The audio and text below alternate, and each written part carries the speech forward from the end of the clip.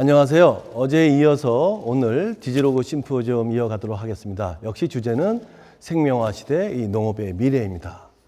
오늘 네 분의 사례 발표를 듣고요. 또 네 분의 농업 CEO 분들을 모셔서 이 토론까지 하는 시간인데요. 오늘 첫 번째 발표는 여러분들 다들 좋아하시는 분이죠. 강래호 셰프가 나오셔서 이분이 농사를 짓는 농부가 되셨습니다. 어제 우리 이어령 교수님 말씀 중에 이런 게 있었습니다. 앞으로는 장소와 또 육체 노동에 얽매이지 않고 정말 이 자유로운 농사꾼이 나올 시대가 됐다 하는 건데요. 그 과정 단계에 저는 이 강래호 셰프가 있다고 봅니다. 셰프를 하면서 또 농사를 짓고 이 다양한 일을 할 수 있는 이런 시대가 된 건데요. 오늘 우리 강래호 셰프 모셔서 이 셰프가 왜 농부가 되었는지 이야기를 듣도록 하겠습니다. 강래호 셰프 모시겠습니다.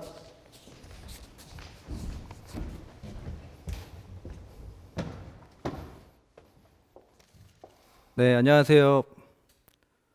요리사 강래호입니다. 네, 말씀해 주신 대로 농업을 하는, 농사를 짓는 요리사고요. 저는 사실 농부 집안에서 태어나서 자랐고요. 1800년도 초반에 저희 6대 할아버지께서 진주로부터 경기 남양주로 이사를 오시면서 그때부터 지금까지 한 동네에서 계속 농사를 짓는 집의 아들로 태어나서 자랐고요.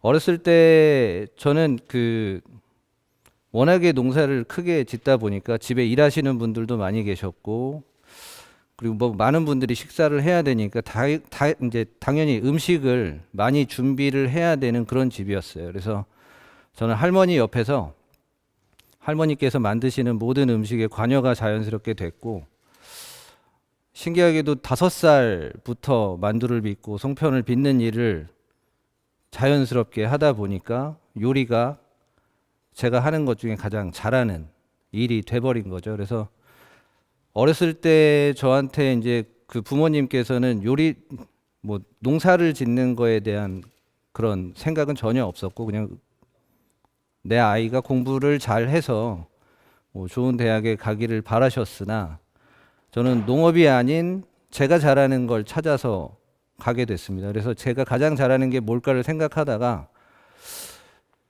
17살 때부터 요리사로 일을 하게 됐거든요.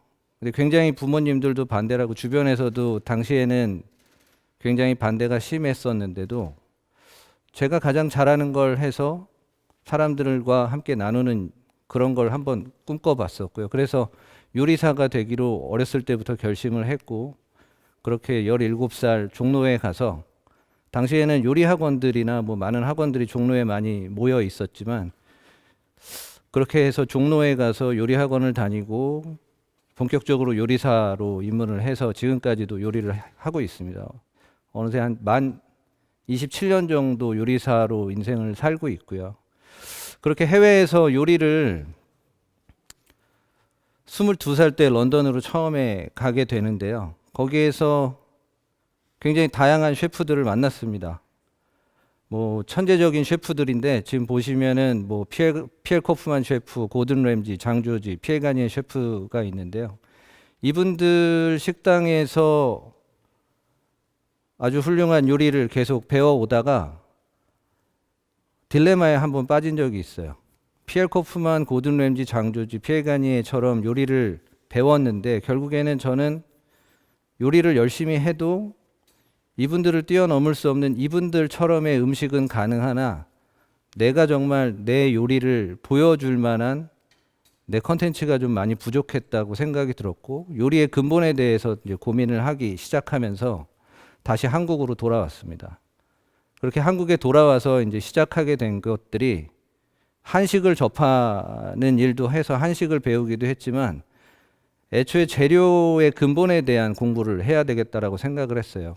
앞에 보신 많은 피엘 가니에, 고든 램지, 피엘 코프만, 장조지 등 여러 셰프들은 거의 가장 친한 본인의 어떤 메이트로 농부들이나 어부들이나 축산업을 하는 그런 농업을 하고 있는 농부들을 항상 가장 친한 친구들로 그분들의 재료를 메뉴에 얹고 그들의 이름을 사용하면서 고객들한테 더 많은 신뢰를 얻고자 스타 농부들의 재료들을 사용을 하게 됐거든요. 그래서 저는 한국에 와서 가장 좀 어려웠었던 부분들이 그런 스타 농부들을 찾는 게 굉장히 좀 어려웠었고요. 일단 그 재료 수급에 대한 것들이 굉장히 안정되지 못했기 때문에 내가 직접 농사를 짓고 그 재료들을 함께 키워가면서 좀 더 재료의 퀄리티라든지 요리에 좀 반영이 될 수 있는 그 사이즈라든지 맛을 직접 농사를 지으면서 개입을 해야만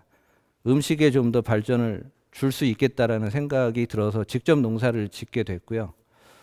그렇게 하다 보니까 그동안에 내가 알지 못했던, 그러니까 우리 요리사 같은 경우에는 사실 재료가 저희 키친으로 돌아오면 어떻게든 빨리 가공을 해서 제가 가진 기술을 통해서 맛있는 음식을 고객들한테 내놓는 게 다였는데, 지금 하는 요리는 제가 농업으로부터 시작을, 일단 밖에서 농업으로 요리를 시작을 해서 그걸 키친으로 들여오고 그 재료를 제가 가진 요리의 기술들로 해서 더 많은 스토리를 접시에 담아서 고객들께 내놨을 때에 대한 그 신뢰도의 차이가 굉장히 컸었던 걸로 생각이 들었습니다. 그래서 지금은 제가 직접 농사를 짓고 그 재료를 가지고 제가 음식을 하고, 더 나아가서는 이제 내가 디자인하는 접시나 내가 디자인하는 테이블에 담고 싶다라는 생각으로 계속 농업을 지금 한 6년째 꾸준하게 이어오고 있고요. 지금 현재 기본으로는 강화도에서 벼농사를 하고 있고요. 그리고 멜론 농사를 곡성에서 짓고 있고요. 그 경관 농업을 준비하기 위한 뭐 다른 농업을 서산에서도 준비하고 있고요. 밀양에서는 초당 옥수수라는 옥수수도 산지에서 키우고 있습니다. 그 밖에 제가 직접적으로 농사를 짓지는 않지만 많은 농부들을 꾸준히 만나고 있고 그들과 소통하면서 음식에 사용하는 그런 식재료에 대한 연구를 함께 하고 있기 때문에 지금은 200여 농가가 넘게 저하고 같이 상의를 하고 호흡을 하면서 재료를 키우는 일들을 하고 있습니다. 그렇게 어느새 벌써 이제 그 제가 사용하는, 제가 요리에, 음식의 가공에 사용하는 그런 재료들은 직접 마트에 가거나 뭐 시장에 가서 사는 게 아니라 산지에 가서 제가 직접 함께 재배를 하고 그런 재료들을 가져다가 요리를 하고 있는지는 벌써 꽤 오래 됐고요. 그렇게 반얀트리라는 호텔에서 저희가 이제 산지에 있는 농부들을 직접 모셔다가 테이스티 오디세이라는 그 컨텐츠를 개발을 해서요. 한 3년가량 그렇게 운영을 했습니다. 그 농업인들이 직접 생산하는 요리를, 그 재료를 가지고 그 재료 한 가지를 가지고 10가지 정도의 코스 메뉴로 내는데요. 제가 음식에 대한 그 지식을 고객들하고 나누는 것보다 더 큰 감동을 줄 수 있었던 거는 농부가 함께 고객들과 소통하면서 이 재료에 대한 모든 이야기들이 함께 음식에 담아졌을 때가 굉장히 시너지가 컸었습니다. 그래서 계속 그렇게 농가들과 계속 끊임없이 콜라보하면서 음식을 만들어내고 있고요. 그렇게 음식을 만들고 하면서 이제 좀 아쉬웠었던 부분이 내가 담아내는 그릇들에 대한 것들이었어요. 그래서 계속 저는 27년 요리하면서 모아오고 사왔던 그런 접시들이 어느새 컨테이너가 꽉 차 있는 지금 상황이 돼서 더 이상 접시를 더 구매했다가는 어디 둘 데도 없는 상황이었었어요. 그래서 꾸준히 그 오칠이라는 거를 배워왔고요. 그 오칠을 남들이 하지 않는 방식으로도 하고 전통 방식도 함께 공부하면서 2019년도에 광주 비엔날레 쪽에서 요청이 왔습니다. 전시에. 그래서 제가 만들었던 그릇이 한국 최초로 유리에다 오칠한 작가가 된 거예요. 그래서 그동안에 유리에다 오칠한 작가가 한국에 없었는데 제가 한국에서 처음으로 유리에 오칠한 작가가 되면서 2019년도에 광주 비엔날레 전시를 하고 2020년도에는 공예 트렌드 페어에 또 초청이 돼서 전시를 했었어요. 그래서 지금은 제가 농업도 하고 요리도 하고 공예도 하는 요리사이자 농부이자 공예가로 활동을 하고 있고요. 이 세 가지의 직업이 다 다른 일이라고 처음엔 생각을 했지만 이 세 가지의 직업이 공통되는 게 농업이었거든요. 제가 요리사로서 일을 하면서도 늘 꾸준히 농업이랑 떨어질 수 없는 아주 밀접한 관계에 있었고, 그리고 제가 농업을 하면서 그 농업에 대한 깊이를 더 많이 이해하고 공부하면서 더 많은 작물을 키우고 있고요. 그리고 공예를 함에 있어서 오칠은 나무를 키우는 것부터 시작이 됩니다. 그리고 여러 가지 목기의 형태들을 깎으려면 그만한 좋은 목재가 필요가 되고요. 그래서 나무 키우는 것 자체도, 그리고 오칠을 생산하는 것 자체도 농업에 들어가는 거죠. 그래서 앞으로 좀 더 완벽한 요리를 함에 있어서 더 열심히 농사를 짓고요. 더 열심히 요리를 하고 더 열심히 공예를 통해서 좀 더 새롭고 건강한 맛있는 식문화로 여러분을 찾아뵙겠습니다. 네, 앞으로 많은 관심 부탁드리겠습니다. 감사합니다.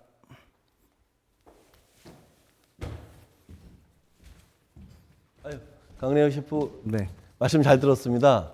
여러분들 이 생명 자본이라는 게 굉장히 어렵게 생각하실 수 있을 것 같은데요. 사실은 그 생명 자본의 하나의 사례를 보여주신 것 같습니다. 농업을 하면서 요리를 하고 또 공예를 함으로 해서 새로운 가치가 만들어지는 거. 우리 이혜련 선생님은 생명 자본을 얘기할 때 그 생일 케이크를 말씀하셨습니다. 우리가 생일 케이크를 사는데 케이크 비싸죠. 그것을 빵을 먹기 위해서 사는 사람들은 별로 없습니다. 생일 케이크 가치가 있는 것은 생일 케이크에 꽂힌 촛불 하나 때문에 그 촛불 하나를 켜면서 사람들이 감동을 느끼는 것, 여기에 가치가 만들어지는 것이거든요. 우리 강래호 셰프께서 오늘 그 요리사이면서 농부가 되고 그 다음에 이제는 공예가가 됐는데요. 그 한 5, 6년 전인가요? 네. 그 저희가 운영하는 그 농민학교에 강래호 셰프가 입학을 하셨습니다. 제가 깜짝 놀랐죠. 많은 농민들 사이에 유명한 요리사가 한 분 앉아 계신 거예요. 그리고 1년 동안 우수한 성적으로 졸업을 하셨죠. 예. 예. 네. 졸업하시고요. 지금도 기억이 납니다. 졸업하고 나서 제가 당시에 선생님이어가지고 숙제를 하나 드렸습니다. 그렇죠? 네. 전국을 돌아다니면서 많은 소위 말하는 이 스타 농부들을 만나 뵙고 그분들의 식재료 가지고 한번 나름대로의 새로운 음식을 만들어 봐라. 네. 그게 아마 반얀트리 호텔에 계실 때였죠? 네, 그렇습니다. 그래서 어느 날 전화가 왔습니다. 축제 검사 하겠다고. 갔더니 전국에 그 좋은 식재료 가지고 정말 굉장히 감동적이었어요. 그런 그 요리를 이렇게 선보인 적이 있었는데요. 제가 궁금한 게 하나 있습니다. 네. 첫 번째는 이런 많은 농업인들하고 지금 사귀고 계시고 또 농사를 짓고 계시는데 농민들을 보면서 어떤 느낌을 받으셨어요? 어떤 농업의 새로운 가능성 이런 것 좀 보셨나요? 일단 요리사로서 농민들을 만났기 때문에 그때는 처음에는 우리가 흙을 만지고 뭐 여러 가지 퇴비나 뭐 이런 것들이 굉장히 더럽다라는 인식들을 많이 하시잖아요. 그리고 그런 걸 통해서 뭔가 좀 노후되고 낙후되어 있는 그런 걸 연상하고 만났는데요. 그분들의 훌륭한 농부들을 만나면서 많이 배웠던 부분 중에 하나가, 저는 주방에서 제가 가진 기술을 가지고 요리를 하지만 그분들은, 농민들은 이미 자연에서 바람과 흙과 비와 여러 가지를 통해서 땅에서 요리를 하고 있구나라는 느낌을 받았거든요. 그래서 이분들도 나와 같은 요리사구나라는 생각이 들었습니다. 네. 그 3년 전인가요? 그 강래호 셰프하고 이런 그 몇몇 분이 전국의 농가를 돌아다니면서 그 농산물 가지고 요리를 하고, 그렇죠? 네. 또 디스플레이를 하면서 그때 제가 느꼈던 게, 아, 저게 우리 농업의 격을 높이는 거구나 하는 생각이 들었거든요. 네. 그때 어떤 느낌? 한 1년, 2년 다니셨죠? 그때? 예. 총 농민신문하고 네. 함께 다녔던 건 한 4년 정도. 아, 4년 다니셨군요. 예. 농민들 만나면서 그 재료들이 우리가 단순하게 알고 있던 요리들이 아닌, 우리가 조금만 변형하면 새로운 요리들이 되어 오고, 그리고 또 제가 멜론 농사 지으면서 느꼈던 건데요. 우리가 멜론을 과로만 네. 과일로만 먹지만 멜론을 키울 때 나오는 그 조그만 적과라고 해서 다 따서 버리는 멜론들이 있거든요. 예. 과거에는 그런 것들을 이제 반찬을 해 먹었다는 기록들이 있는데 그 멜론 과를 가지고 피클이든 장아찌를 만들어서 또 다른 수익을 창출할 수 있다는 걸 옆에서 보면서 함께 하는 게 좀 더 의미가 있어졌던 것 같습니다. 질문 하나만 더 드릴게요. 네네. 저한테 했던 말씀 같은데 생각을 섞고 더하고 네. 끊임없이 질문한다 이런 말씀하셨거든요. 네. 요즘에는 어떤 질문을 하고 계신가요? 요즘에 질문이요? 질문이 요즘에 너무 많아가지고. 요즘에 질문은 앞으로 어떻게 요리할 건가, 농사 지을 건가, 뭐 그릇을 만들 건가가 아니라 앞으로 이것들을 통해서 무엇을 만들어낼 건가가 요즘에 가장 큰 고민입니다. 그리고 그런 고민들을 계속하면 지금보다 좀 더 나은 농업과 지금보다 좀 더 나은 요리와 지금보다 좀 더 나은 공예가 나오지 않을까 생각하고 있습니다. 네. 여러분들 잘 들으셨죠? 이 강래현 셰프가 지금 도전하고 있는 요리와 농업과 공예 이게 서로 조화되면서 아마 또 새로운 가치가 만들어질 거라고 기대가 되고요. 자, 오늘 말씀 잘 들었습니다. 네, 감사합니다. 네, 이제 사례 발표 두 번째 시간입니다. 앞에서는 농부가 된 셰프 이야기를 들었으면 두 번째 발표는 우리 농업과 농촌의 이 디자인을 입혀서 이 농업 농촌의 격을 높이자는 얘기인데요.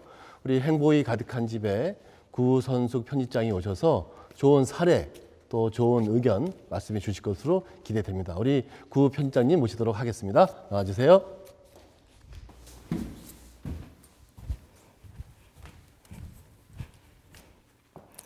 안녕하세요. 저는 행복이 가득한 집 편집장 구선숙입니다. 행복이 가득한 집은 디자이너 하우스에서 발행하고 있는 의식, 주와 예술을 아우르는 컨텐츠를 담고 있는 라이프스타일 잡지입니다. 저는 행복이 가득한 집에 음식문화 기자로 일을 하다가요. 10년 전에 편집장이 되었고 지금까지 재미있게 책을 만들어 오고 있습니다. 제가 음식문화 기자로 일을 하면서 우리나라 시골, 농촌에 취재를 많이 다녔거든요. 그때마다 정말 정성껏 작품 짓듯이 또 자식 기르듯이 농산물들을 키우시는 우리 농부들을 많이 배웠는데요. 정말 안타깝게 생각을 했었던 건 그분들이 열심히 키운 그 농작물들 거기에 또 담긴 정성이 소비자들에게 그렇게 긍정적으로 제대로 적극적으로 전달되지 못했다는 것에 무척 안타까움을 느꼈습니다. 21세기에 들어서 농부와 농업에는 디자인은 정말 필수잖아요. 요즘에는 정말 선물 상자처럼 사고 싶은 예쁜 패키지의 농산물들을 많이 만나볼 수 있게 되었습니다. 오늘은 그 사례 몇 가지를 가지고 농사와 농업에 디자인이 어떤 영향을 미치는지 알아보도록 하겠습니다. 네, 첫 번째 프로젝트는 아는 맛 모르는 이야기라는 제목이 담긴 재미있는 프로젝트인데요. 한국관광공사가 수주를 했고 프로젝트 렌트에서 진행을 했습니다. 각 지역에 5개의 아이템을 선정을 해서요. 여기에 브랜딩 작업, 패키지 작업을 새로 했습니다. 네, 전국 5개 지역의 특산물들을 선별을 했고요. 보시는 바와 같이 안동의 사과빵, 또 부산의 조내기 고구마 캐러멜, 또 기장 미역, 강릉의 커피 사탕, 목포의 오렌지 바다 이렇게 5개의 특산물들을 패키지를 다시 하고 리브랜딩을 했습니다. 최근에 전 세계적으로 식품을 활용한 기념품에 대한 수요는 증가하고 있는 추세고요.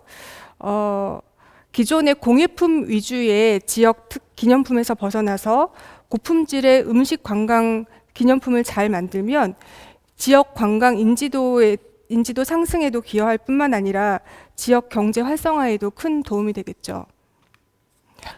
두 번째 사례는 토종벼 이야기입니다. 저희 행복이 가득한 집에서도 취재한 적이 있는데요. 우리나라에 사라져 가고 있는 토종벼들을 잘 보존하고 키워서 많이 보급하고 있는 파주의 우보 농장의 이근희 농부가 있습니다.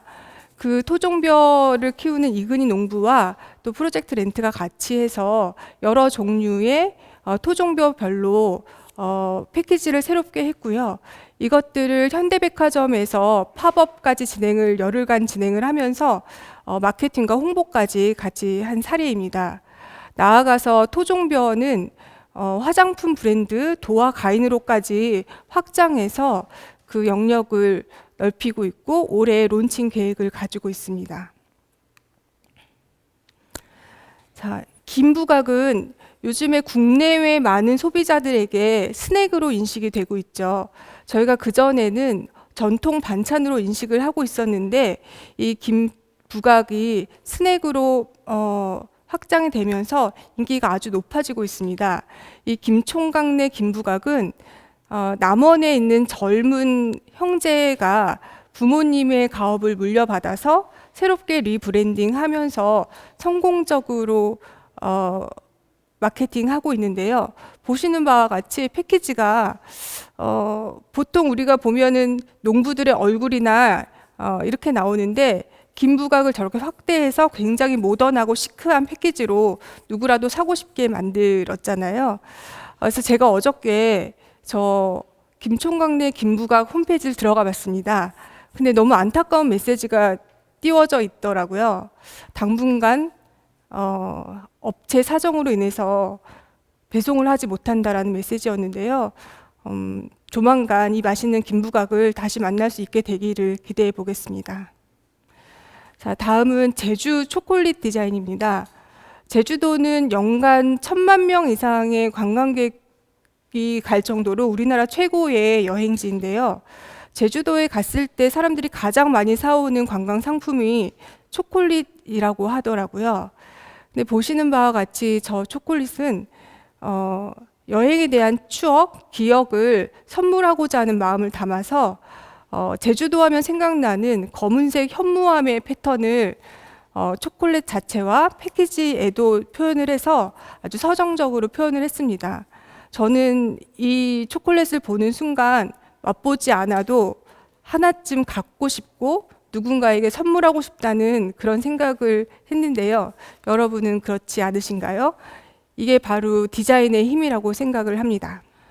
지금까지 제품에 활용된 디자인의 사례를 보았고요.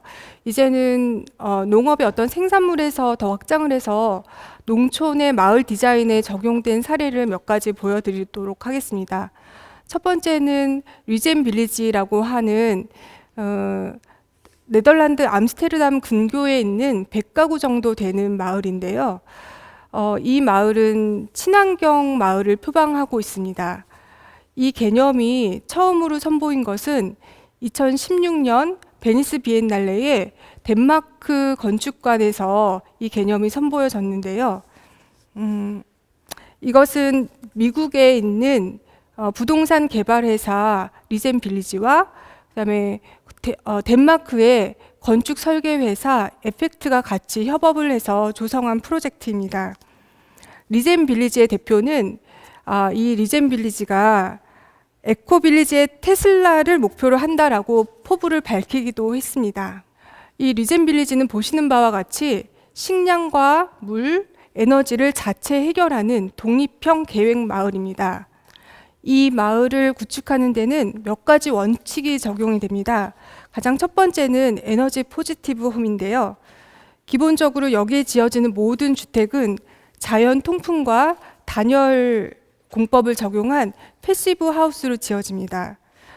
태양광 발전 패널을 설치해서 가정에서 필요로 하는 모든 전기를 충당하고 남는 에너지는 인근 전력 공급망에 또 판매를 한다고 합니다. 두 번째는 온실 네트워크를 이용한 고효율 식량 생산입니다. 각 가정의 주방 옆에는 온실이 있고요. 집 앞에는 작은 텃밭이 있습니다. 그리고 마을 중간에는 주민들이 공동으로 관리하는 수경 재배 수직 농장이 있고요. 여기에서 채소와 과일을 100% 직접 재배를 합니다.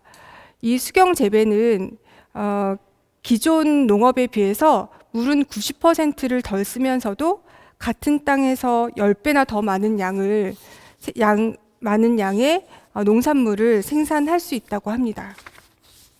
자, 보시는 것이 수직 정원이고요.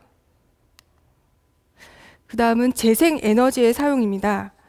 화석 연료 대신 오로지 태양광과 지열과 풍력에 의해서 모든 친환경 전기를 만들었습니다.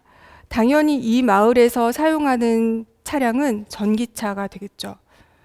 그리고 물과 폐기물의 재활용이 또 네 번째의 원칙인데요. 물 저장 시스템을 통해서 빗물이나 생활하수를 정화를 하고요.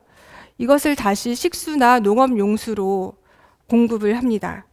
또 가정에서 나오는 쓰레기의 일부는 가축의 사료로 사용을 하고요.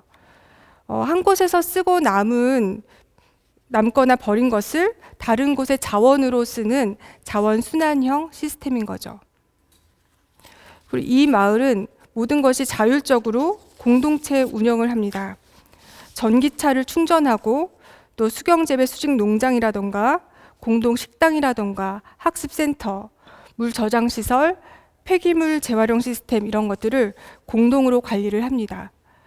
제가 지금 설명드린 이 리젠 빌리지는 농업을 직접적으로 배경을 하지는 않았습니다.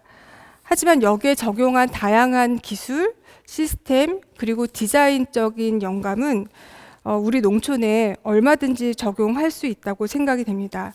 해서 이 사례를 가지고 와봤습니다. 다음은 일본 동북부 야마가타현의 쇼나이 지방 마을 조성 사업 사례를 말씀드리겠습니다. 스루오가시는 그 지역의 미개발 지역을 사이언스 파크로 조성을 하는 사업을 추진하고 있었는데요.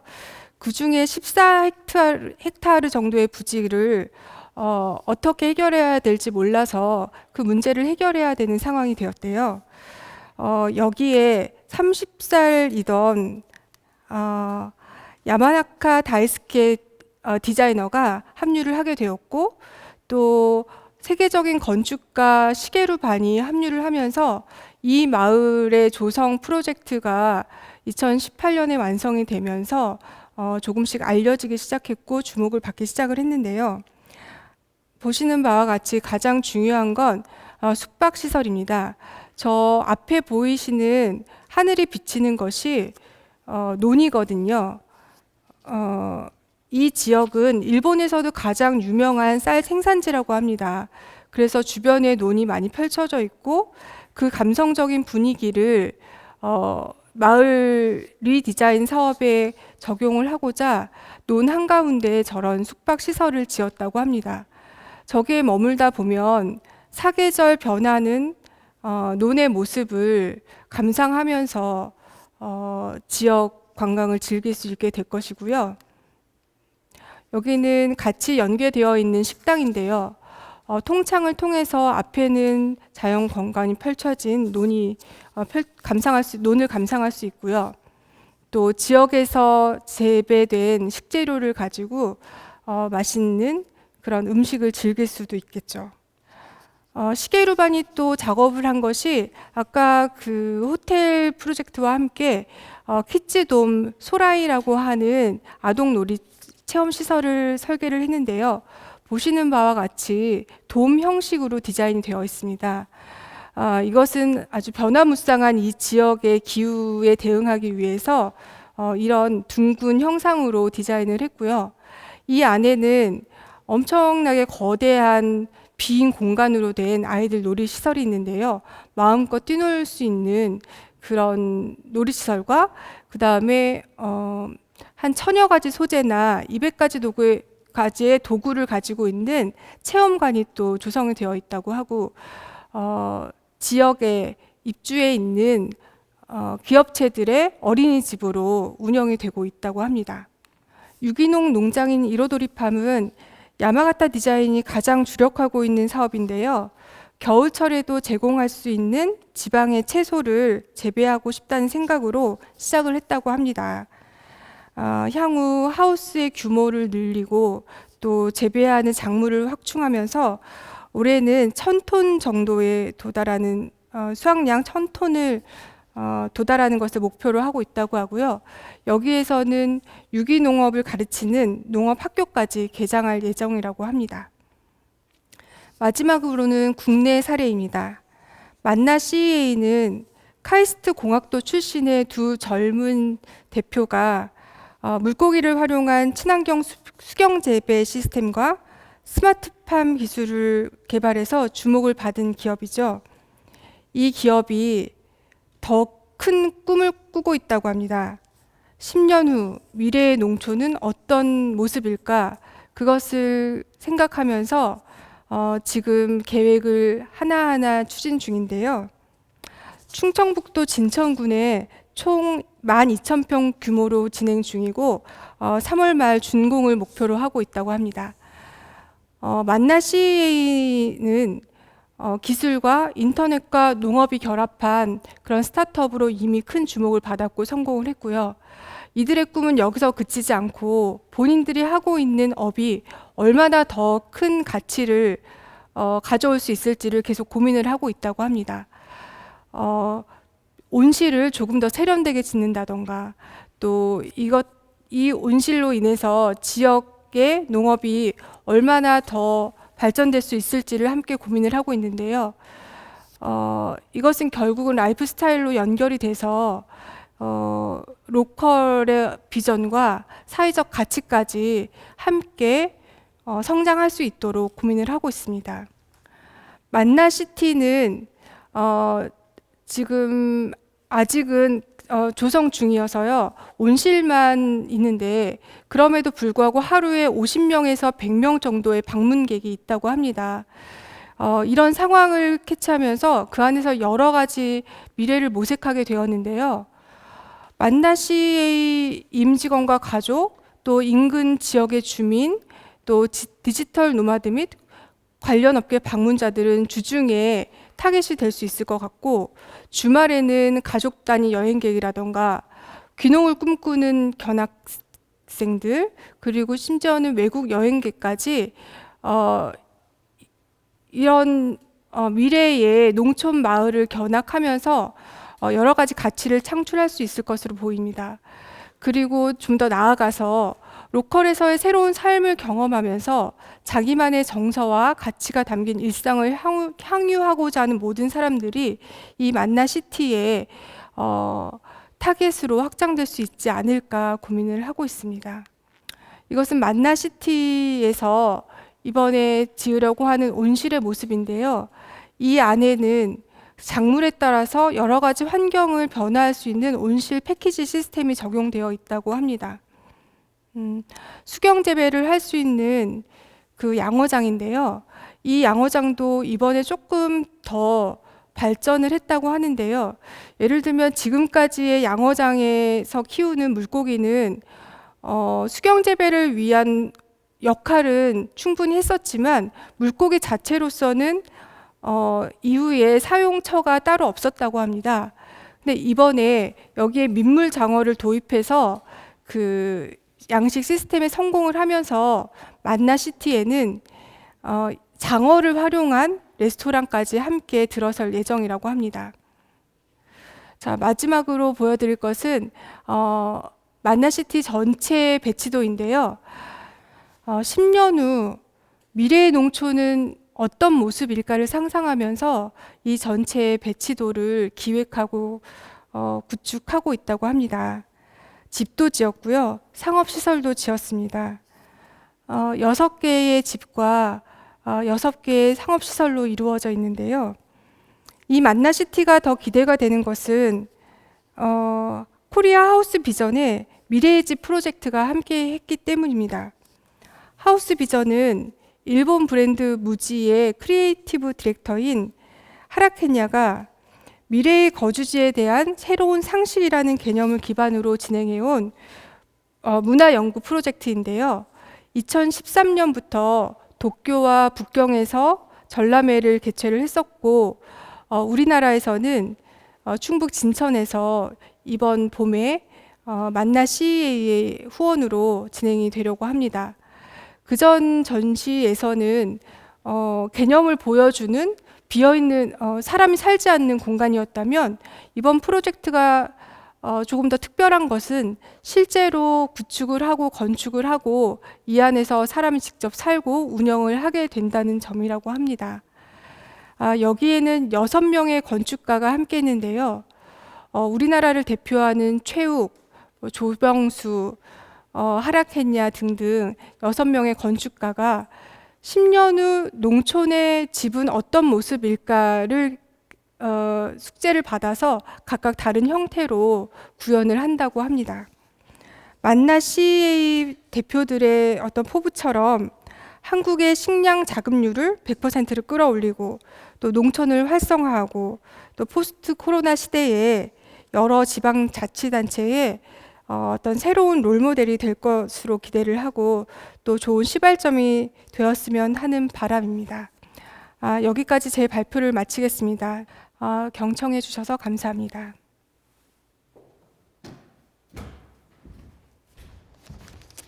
구성희 편집장님 고생하셨습니다. 예. 저기 쭉 내용을 들어보니까 농업 농촌의 디자인이 입혀지면 결국 소비자가 느끼는 것은 새로운 설렘이겠네요. 그렇죠? 네, 아주 설레임 맞는 것 같습니다. 네.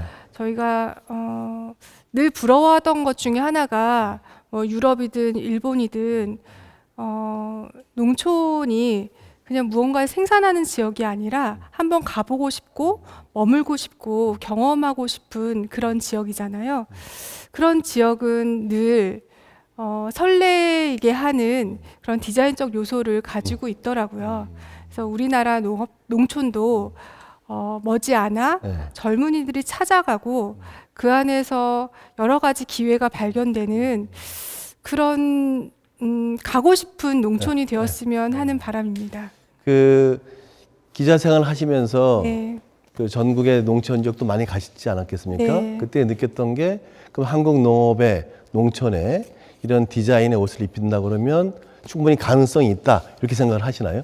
네, 네. 너무 안타까웠었어요. 제가 서두에도 말씀을 드렸지만 저의 많은 부분은 제가 기자 생활하면서 이곳저곳 구석구석 찾아다녔던 기억이었거든요.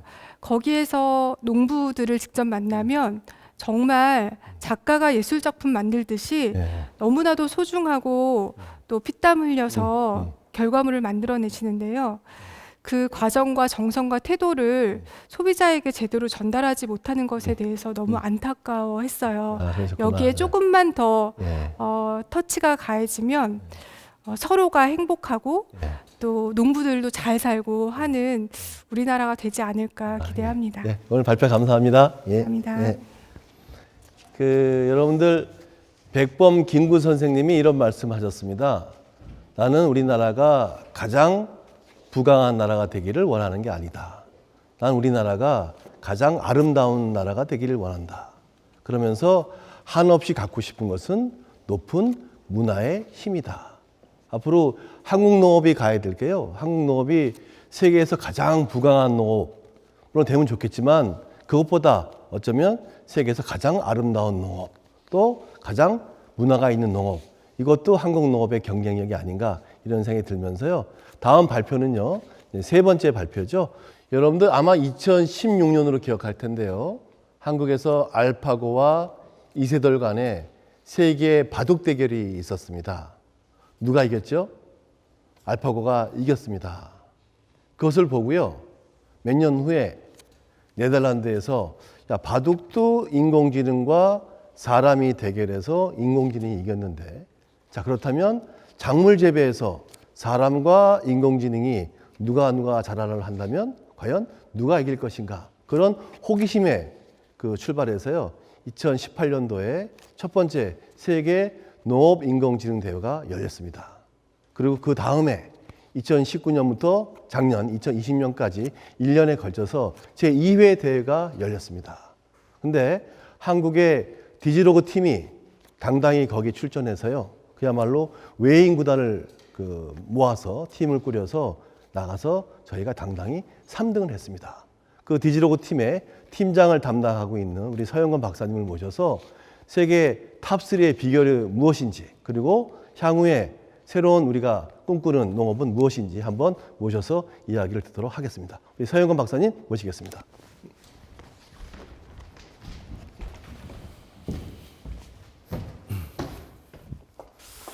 네, 안녕하십니까.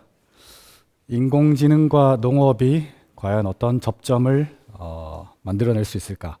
그리고 조금 더 넓게는 디지털과 아날로그가 어떻게 디지로그가 될 수 있을까에 대한 사례를 좀 말씀드리고자 합니다. 소개받은 대로 디지로그 팀의 팀장을 맡았던 서현권이고요. 저는 동아대학교 생명자원산업학과의 조교수로 일하고 있으면서 또 최근 A넷 테크놀로지라고 하는 회사를 창업해서 운영하고 있는 벤처기업 대표입니다. 오늘 말씀드릴 내용, 세계 농업 인공지능 대회에 관련된 소개를 먼저 드리도록 하겠습니다. 이 대회는 다음과 같은 생각, 호기심 혹은 질문을 던졌던 사람들에 의해서 처음 시작이 되고 그리고 계획이 되고 현실화되었는데요. 이 사람들이 던졌던 질문은 다음과 같습니다. 작물 재배에 있어서도 오늘날의 인공지능들이 다양한 삶에서 혁신과 변화를 만들어내고 있는데 농업의 현장에서 과연 사람 농부, 베테랑 사람 농부와 인공지능이 과연 대결을 펼쳐본다면 누가 더 잘할 것인가 라고 하는 질문에서 시작되었습니다. 네, 이 질문을 하였던 사람들은 네덜란드 와게닝겐 대학교에 있는 연구원들입니다.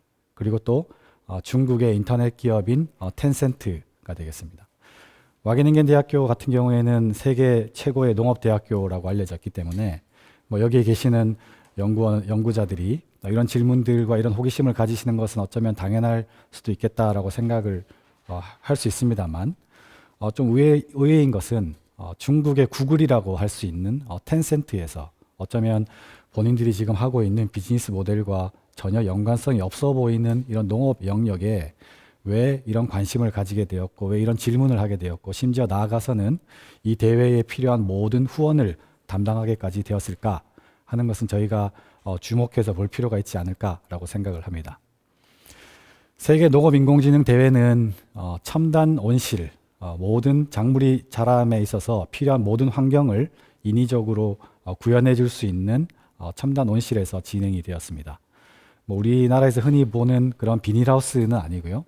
네덜란드에서 운영하고 있는 첨단 비닐 온실인데요.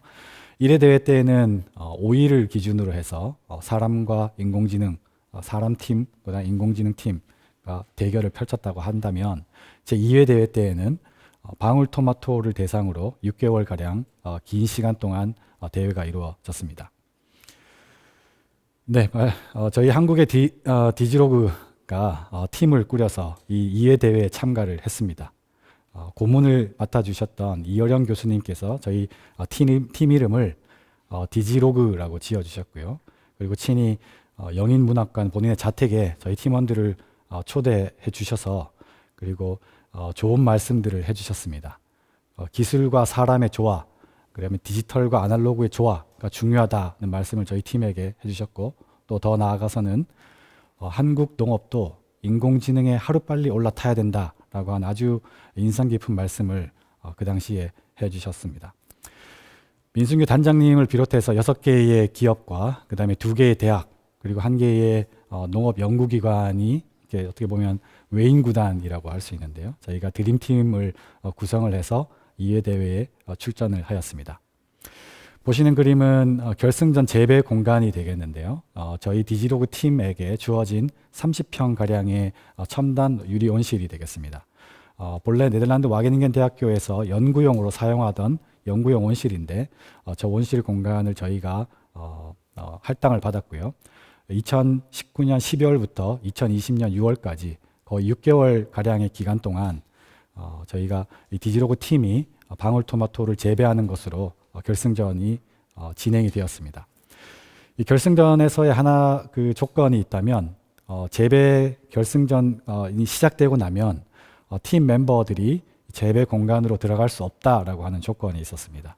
그리고 저희들 멤버들의 대부분이 다 한국에서의 본업들이 다 있는 그런 사람들이었기 때문에 네덜란드에서 언제까지나 머무를 수 없는 형편이어서 처음부터 저희는 한국에서 모든 것들을 원격으로 제어하고 그리고 인공지능과 기계학습에 의한 어떤 분석에 의해서 데이터 기반으로 하는 시도들을 재배를 하는 시도들을 해보자라고 하는 목표로 거기에 필요한 모든 센서, 하드웨어, 통신 장비들을 한국에서 저희가 다 만들어서 네덜란드로 현지로 가지고 왔고요.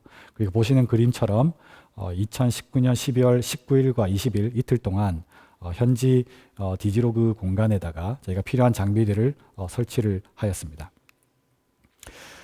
네, 말씀드린 것처럼 그 실제 재배 공간은 네덜란드에서 첨단 온실이 되겠고요. 있고요. 그리고 이것들을 실제 재배하는 농민의 입장인 팀은 저희 팀은 모두 다 서울의 한국에서 있었습니다. 그래서 컴퓨터 화면에 의해서 모든 결정들을 저희가 내렸고 그 재배 전 과정에 필요한 그런 어떤 의사 결정들을 수행을 하였습니다.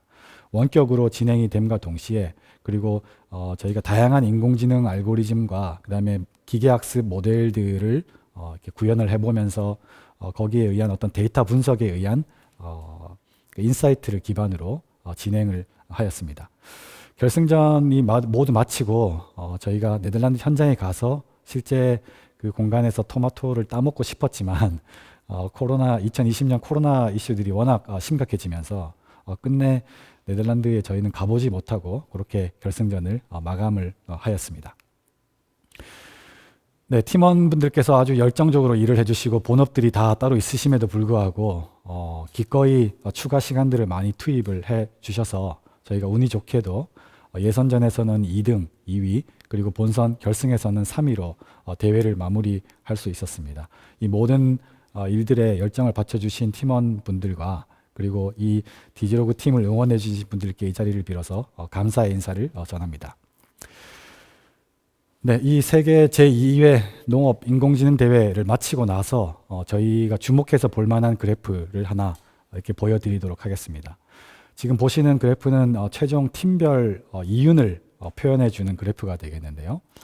사람 농부의 팀들보다 모든 인공지능 팀들이 더 높은 이윤을 남기는 것으로 대회가 마무리되었습니다.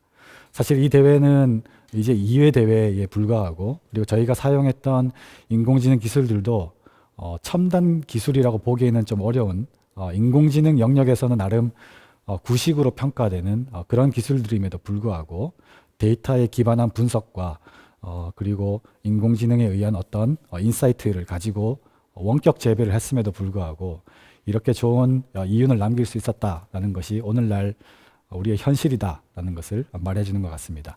이 사람 농부팀이 대회를 마치고 나서 인터뷰를 진행할 때에 본인들이 그 난방을 계산함에 있어서 조금 실수가 있었다라고 하는 인터뷰를 하였었고요. 그리고 또 코로나 2020년 3월 유럽의 코로나 상황이 워낙 심각해지면서 농장을 자유자재로 방문하기가 어려움이 있었다라고 하는 그런 이슈들이 뭐 있음에도 불구하고 여전히 인공지능에 의한 재배는 앞으로도 사람과의 격차들을 더 만들어 나갈 것이다 라고 충분히 우리가 생각해 볼 수 있습니다.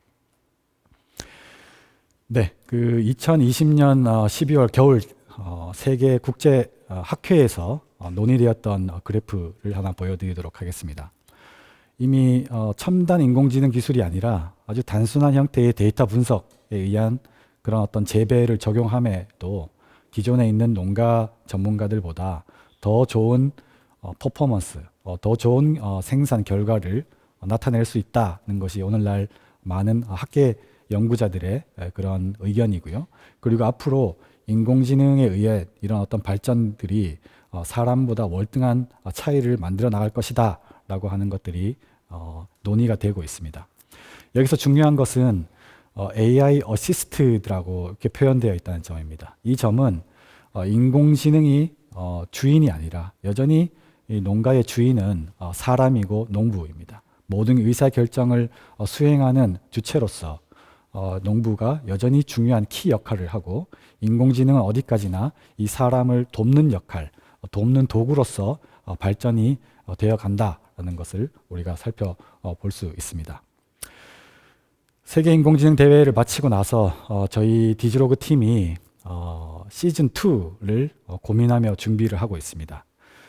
그 첫 번째 사례로 한국의 경우에는 영세한 소규모의 비닐하우스를 운영하는 농가들이 거의 대다수를 차지하고 있는데요. 이런 농가들을 위한 인공지능 서비스, 인공지능 재배 서비스를 지금 개발하는 프로젝트를 지금 시작을 합니다. 아마존 AWS 혁신센터에 제가 이런 제안을 드렸더니 그 아마존 임원분들께서 너무나 좋게 봐주셔서 아마존의 다양한 클라우드 인프라와 그리고 아마존이 가지고 있는 다양한 인공지능 기술들을 활용할 수 있게끔 지원을 해주시기로 하셨고, 저희 A넷을 중심으로 디지로그가 소형 농가를 위한 저렴한 센서와 그리고 유용한 현장에서 유용할 수 있는 어떻게 보면 한국형 인공지능 재배 서비스들을 개발하는 일들을 이제 본격적으로 시작하고자 합니다. 그리고 동시에 첨단 온실, 한국형 인공지능 스마트 최첨단 온실, 저희는 이제 디지로그 팜이라고 이름을 부르고 있는데요. 카메라와 데이터만으로서 데이터만을 활용해서 무인 원격 재배를 수행하는 목표를 우선 가지고 있습니다. 네덜란드 대회에서 수행했던 저희가 그런 노하우들을 그대로 가지고 와서 농업 스마트 온실의 미래가 이런 모습이다라는 것들을 좀 보여주기를 원하고요. 그리고 그 다음 단계로는 인공지능 자율 제어에 의해서 적용시켜 나가고 발전시켜 나가고 다양한 기계학습 모델과 인공지능 모델들을 저희가 테스트해보고 발전시켜 나갈 수 있는 공간, 그래서 디지로그 1호팜에 대한 논의들이 지금 활발하게 이루어져 있고요. 추후에는 이곳에 농업용 로봇을 또한 투입해서 사람의 손발을 직접 대신해 줄 수 있는 기계 장비들을 또 설치하는 것도 지금 한창 논의 중에 있습니다. 오늘날 많은 젊은 청년분들께서 농업 쪽으로 많은 관심을 가져주고 계시는데, 또 이런 분들을 이곳 첨단 디지로그 팜에 초대를 하여서 저희가 또 스마트 온실 교육이라든지 인공지능 교육을 시키는 것도 또한 함께 고려를 하고 있습니다. 네덜란드 농업인공지능 대회에는 전 세계 20개국 이상의 국가에서부터 200명 이상의 사람들이 모여서 경쟁을 하였던 대회입니다. 네덜란드 입장에서는 이런 대회를 개최함으로써 다양한 팀들이 수행하였던 여러 가지 인공지능 모델들을 자연스럽게 내재화할 수 있는 아주 그런 훌륭한 기반을 만든 것이라고 볼 수 있는데요. 우리 아시아판에도 농업인공지능 대회를 우리 한국이 주축이 돼서 개최해보자라고 하는 꿈을 가지고 있습니다. 북미 지역이나 혹은 유럽과는 달리 우리 한국이나 아시아의 경우에는 소농가들이 주를 이루고 있는데요. 이런 소농가들에게 적합한 인공지능 기술이 어떤 기술들이 될 것인가, 그리고 이를 한국이 주체가 되어서 이런 대회를 열어본다면 이런 기술들을 더 빨리 발전시켜 나가고 궁극적으로는 우리 한국 농업을 업그레이드 시킬 수 있지 않을까 하는 것이 디지로그 시즌 2의 저희의 꿈이고 바람입니다. 이 일들을 위해서 많은 격려와 그다음에 건설적인 비판을 주시기를 바라고요. 제 강의는 여기까지 마치도록 하겠습니다. 경청해 주셔서 감사합니다. 말씀 잘 들었습니다. 감사합니다. 네. 사실은 매일 만나는 사이라 여기서 이렇게 질문을 하기가 좀 쑥스러운데요, 그렇죠? 예. 일단 말씀 잘 들었고요. 몇 가지 비전을 말씀하셨는데 사실은 그런 것 같습니다. 우리가 인공지능 농업 최근에 많이 화두가 되고 있는데요. 우리가 미국이나 유럽처럼 그야말로 대규모 농장에 적용하는 소위 말한 선택과 집중형의 이런 인공지능 모델을 한국에 적용하기는 만만치가 않습니다. 아마 또 부작용도 있을 것 같죠. 예. 그래서 우리 서영건 박사님이 중심이 돼서 한국의 많은 이 소농가들한테 어떻게 이런 디지털 혜택을 줄 수가 있을까? 거기에 이제 주목하신 건데요. 그래서 이제 그것을 보다 좀 확대하기 위해서 이 아시아판 이 농업인공지능 대회를 준비하고 계시는데 쉽지가 않죠. 이게 언제쯤 예상하고 계신 거예요? 당장은 안 될 거 아니겠습니까? 예. 네, 단기적으로 생각하고 있지는 않습니다. 네. 굉장히 중장기적인 목표를 두고 있고요. 이를 위해서 준비해야 될 사항들이 굉장히 많이 있습니다. 뭐 소프트웨어적인 측면도 있고 하드웨어적인 측면도 있고 사실 저희 디지로그 팀만으로는 사실 부족하다고 생각되는데요. 그래서 많은 분들의 관심과 도움이 절실합니다.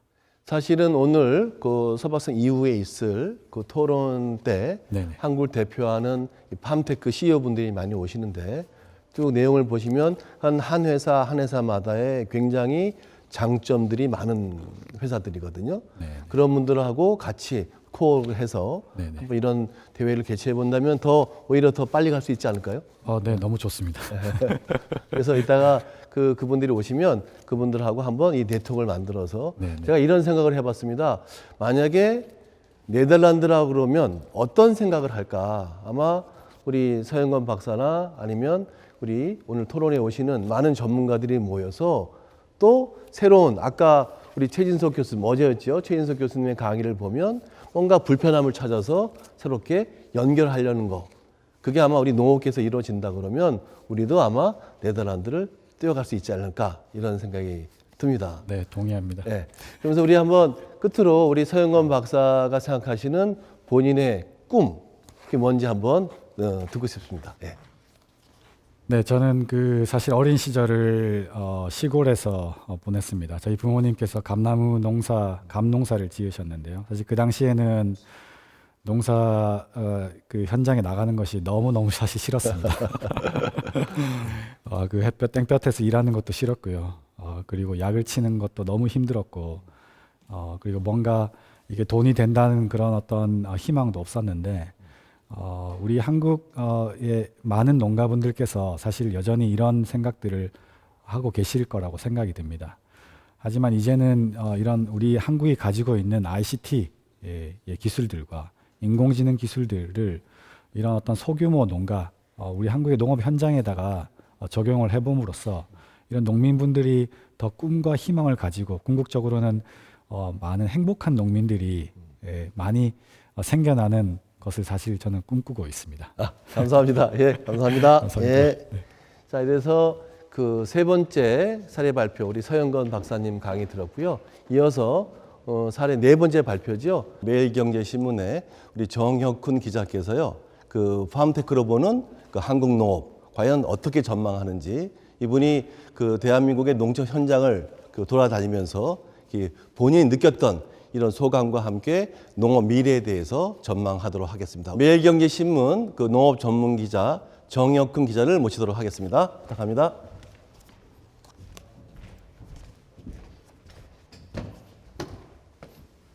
여러분 안녕하십니까?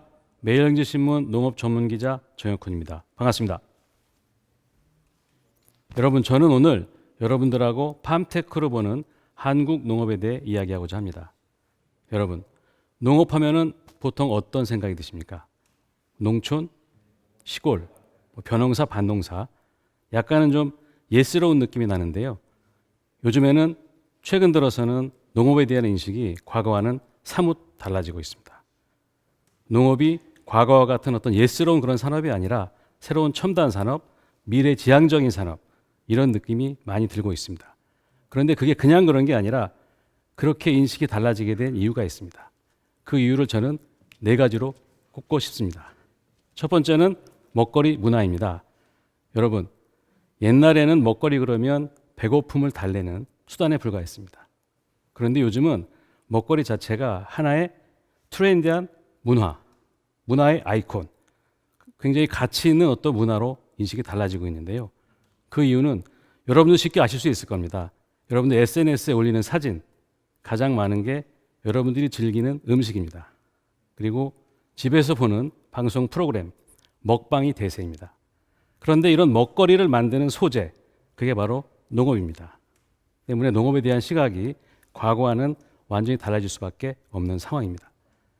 그리고 또 한 가지 중요한 것은 4차 산업혁명 시대를 맞이해서 ICT 기술이 아주 빠르게 발전하고 있다는 사실입니다. ICT 기술, AI, 인공지능이죠. 빅데이터, 클라우드 이런 것들이 다른 산업과 결합해서 새로운 혁신적인 산업으로 변모를 하는데 그렇게 변모하는 산업 중에서도 ICT 기술하고 결합했을 때 가장 시너지를 낼 수 있는 산업이 바로 농업입니다. 4차 산업혁명이 발전할수록 농업에 대한 시각은 업그레이드 될 수밖에 없는 상황입니다. 또 한 가지, 식량 안보입니다. 코로나19가 터지자마자 러시아, 베트남에서는 자국에서 생산하는 농산물을 해외 수출하는 것을 전격 금지시켰습니다. 러시아하고 베트남에서 곡물을 수입하는 나라들 입장에서는 완전히 발등에 불이 떨어져서 이러다가는 우리가 식량을 확보하지 못할 수도 있겠구나, 이런 위기감에 쩔었습니다. 식량안보 문제가 커지면 커질수록 농업에 대한 가치가 올라가는 상황이겠죠. 그리고 또 한 가지, 바이러스 시대에는 코로나19 같은 걸 걸리는 걸 걱정하는 것은 주로 사람들이 밀집해 사는 도시입니다. 그런데 농촌만 하더라도 사람들이 성기게 살 뿐만 아니라 자연환경이 워낙 좋기 때문에 바이러스 시대에는 도시보다는 농촌이다. 농촌의 주거가치가 올라가면서 농업에 대한 시각도 달라지고 있는 겁니다. 이러한 농업에 대한 시각 변화를 가장 빠르게 체감하면서 이거를 비즈니스에 활용하는 세력들이 나타나고 있습니다. 어디냐면요, 구글, 마이크로소프트, 아마존, 소프트뱅크, 이런 글로벌 IT 기업들이 농업에 대한 투자를 늘리고 있습니다. 뿐만 아니라 돈 냄새 하면은 아주 잘 맞는 골드만삭스, 모건 스탠리, 이러한 글로벌 투자 금융기관들도 농업에 대한 투자 경쟁에 나서고 있습니다. 그 대표적인 사례를 제가 좀 먼저 설명드릴 건데요.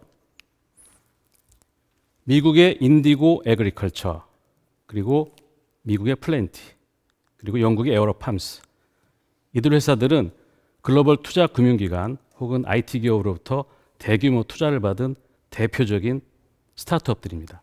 인디고 애그리컬처는 6억 불 이상을 받았고요. 플랜티는 4억 불, 에어로펌스는 2억 불 이상을 받았습니다. 이 회사들을 간단히 제가 설명을 좀 드리겠습니다. 사진에 보이시면 흰 가운을 입은 연구원이 뭔가 막 싹이 자라기 시작한 그런 농작물을 바라보는 모습을 보실 수 있을 텐데요. 이 인디고 애그리컬처는 종자하고 바이오 기술을 접목해서 새로운 종자를 개발하는 그런 업체입니다. 밀이나 옥수 종자를 생산하는데요. 그 종자에다가 회사 이름을 브랜드로 붙입니다. 인디고 밀, 인디고 옥수수. 이 인디고 밀과 인디고 옥수수는 일반 옥수수나 밀에 비해서 생산성을 10% 이상 높였고요. 더 중요한 것은 병해충에도 강합니다. 그리고 이 회사는 기후변화가 심해지고 있는 지금 극한 기후에서도 살아남을 수 있는 그런 종자 개발을 목표로 하고 있습니다. 이 회사가 명성을 얻은 것은 유니콘, 벤처기업 중에서 시가총액이 1조 이상 되는 유니콘으로서 농업계 최초의 타이틀을 달아서 명성을 얻었습니다. 두 번째 기업인 플랜트입니다. 사진에 보시면 높은 벽면에서 파란 작물들이 자라는 모습을 볼 수 있는데요. 이 회사는 농부하고 작물학자가 공동으로 설립해서 유명해졌습니다. 더욱더 이 회사를 유명하게 만든 것은 앞서도 말씀드렸듯이 구글, 그리고 아마존, 소프트뱅크가 이 회사에 투자를 했습니다. 이 회사가 작물을 재배하는 방식은 수경 재배이긴 한데 물 사용량을 극도로 줄여서 일반 노지 재배에 비해서 물 사용량을 100분의 1 수준으로 줄였습니다. 그러면서 생산성은 350배로 높였습니다. 마지막 사례인 에어로팜스입니다. 사진에 보시면 거대한 건물 안에서 12단으로 작물이 재배되는 것을 볼 수 있을 겁니다. 근데 이 회사가 이 선반을 통해서 수경재배 식물 공장을 지은 이 장소는 새로 지은 장소가 아니라 기존 전통 제조업 공장을 리모델링해서 지은 모습입니다. 이 회사는 일반 수경재배와는 달리 특수천을 물에 적시는 방식을 사용해서 생산성을 노지 재배에 비해서 390배나 올렸습니다.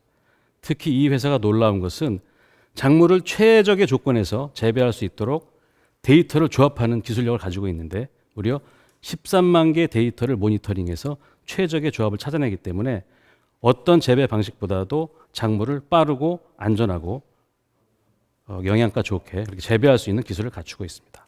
그런데 여러분, 이러한 스타트업, 농업계 첨단 스타트업이 미국이나 영국, 해외에만 있는 게 아닙니다.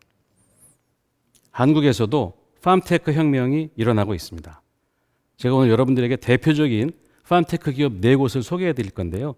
첫 번째가 파메이트, 넥스트원, 그린랩스, 코리아팜입니다. 그럼 먼저 여러분들이 이해를 돕기 위해서 파메이트의 동영상을 먼저 보여드리고 그 다음에 설명을 드리겠습니다.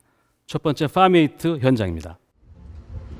경기도 평택시에 위치한 이곳은 바로 국내 최대 규모의 식물 공장입니다.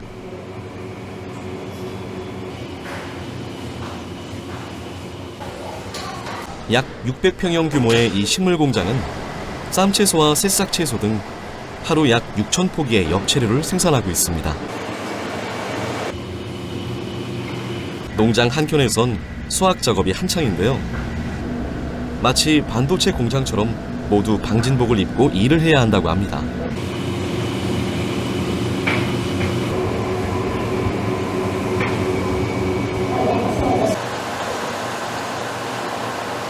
흙이 아닌 배지에 작물을 심고 태양광 대신 LED를 활용해 광합성을 합니다. 실내 온도와 습도, 이산화탄소 농도 등 모두 자동으로 조절됩니다. 여러분, 파메이트 대단하지 않습니까?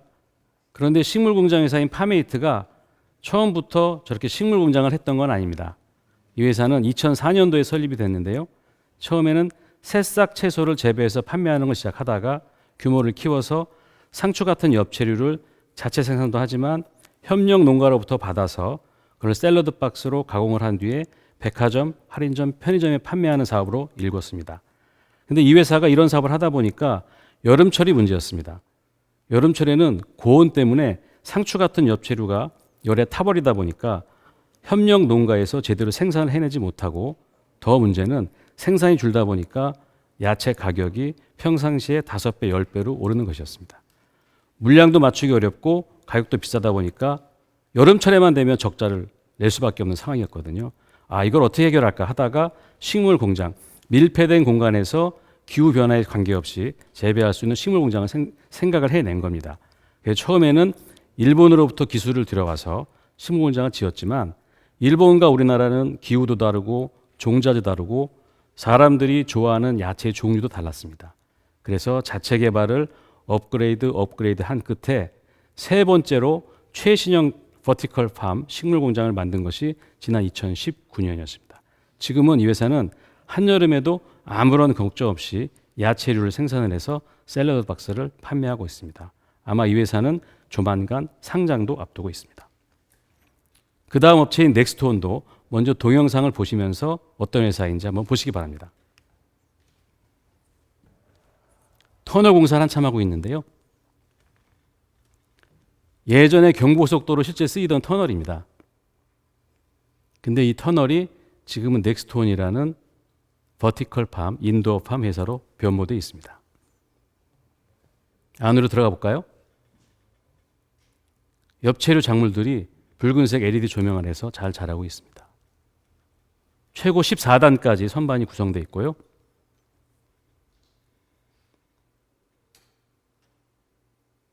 다 생산된 수확물을 자동으로 운송하는 로봇이 사람을 따라다니고 있습니다.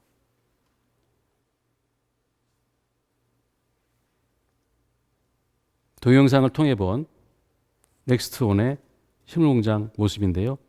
뭔가 터널 동굴 느낌이 나죠? 여러분, 이 회사가 보유한 이 터널의 총 길이는 600m에 달합니다. 그리고 바닥 면적을 계산을 하면은 2,000평. 어느 정도 크기냐면 제가 앞에 보여드렸던 에어로팜스의 미국 뉴욕에 있는 그 대형 식물공장 면적도 대략 2,000평입니다. 넥스트온은 폐 터널을 활용해서 세계 최대의 인도어 팜을 일궜고요. 재밌는 것은 여러 가지 작물을 재배합니다. 600m 구간을 3개로 나눠서 재배를 하고 있는데 첫 번째 200m 구간은 상추와 같은 엽채류를 재배합니다. 그리고 중간에 100m 구간은 바이오 소재용 작물을 재배를 해서 수확한 다음에 제약사 혹은 건강기능성 식품회사에 납품을 하고 있습니다. 가장 재밌는 건 마지막 300m 구간인데요. 여러분들이 좋아하는 과일, 딸기를 재배합니다. 근데 딸기는 비닐하우스나 유리온실, 노지 다 재배가 가능한데 밀폐된 공간에 식물공장에서 딸기를 재배를 성공한 기업은 전 세계에 단 한 곳도 없습니다. 소문에는 일본 기업 한 곳이 성공했다는 소문이 있는데 정확히 확인은 되지 않고요. 사실상 국내 기업인 넥스트온이 식물 공장에서 딸기를 세계 최초로 생산한 회사가 됐습니다. 장점이 뭐냐면 딸기는 제철이 겨울입니다. 여름에 안 나는데요. 이 회사는 여름에도 안정적으로 딸기를 생산해서 여러분들의 식탁 위에 올려놓을 수 있게 된 겁니다. 그리고 이 회사의 가장 큰 강점은 서울반도체라는 세계적인 LED 회사의 사장을 역임한 분이 이 회사를 창업했다는 겁니다. 자체 LED 기술 능력을 가지고 있습니다. 그래서 신굴의 광합성에 가장 적절한 파장을 내는 그런 LED를 개발할 수가 있고요. 또 한 가지 온도를 최적의 온도까지 맞출 수 있는 LED를 생산할 수 있는 거의 세계 유일의 식물 공장 회사라고 할 수 있습니다. 그 다음 회사도 한번 동영상으로 제가 보여드릴 텐데요. 이 회사는 그린랩스라는 회사입니다.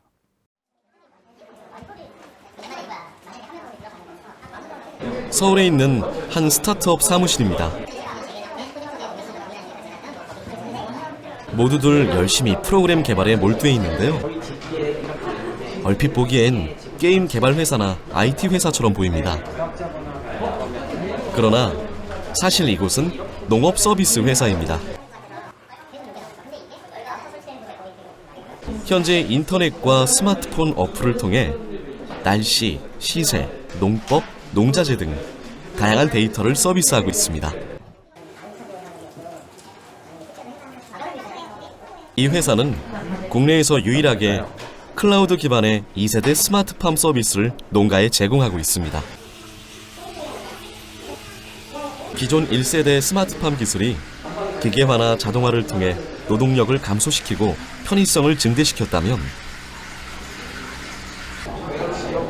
2세대 스마트팜은 데이터를 바탕으로 생육정보 추천값을 제시하고 농장의 환경 제어 관리를 위한 의사결정을 돕는 시스템을 말합니다. 여러분, 이 회사는 사무실의 느낌이 사뭇 다르다는 느낌 못 받으셨습니까?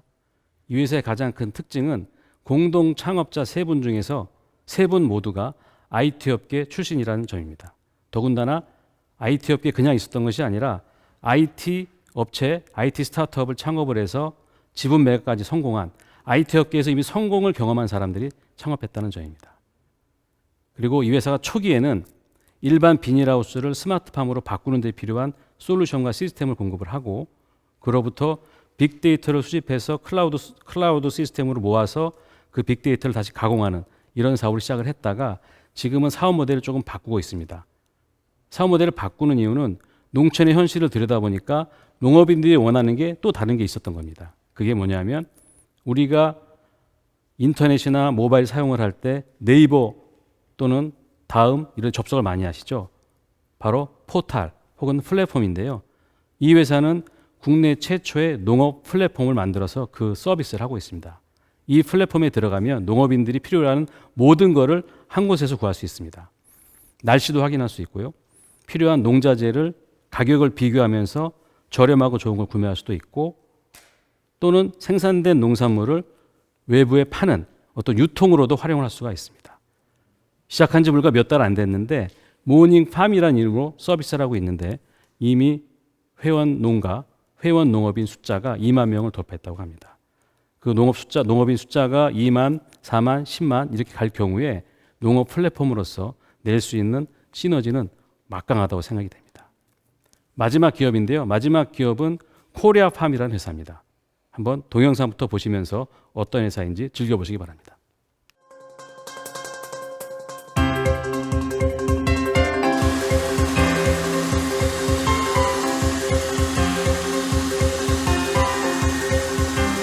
이 순환식 스마트팜의 장점은 효율성이 아주 우수하다는 것입니다.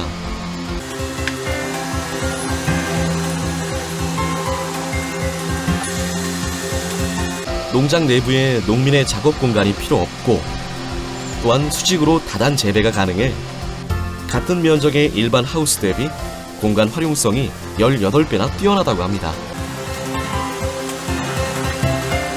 농작물이 컨베이어를 타고 농장 구석구석을 돌아다니면 물과 양액이 자동으로 살포됩니다.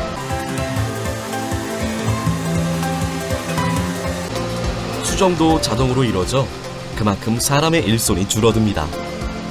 때문에 인건비도 약 90% 정도 절감할 수 있다고 합니다.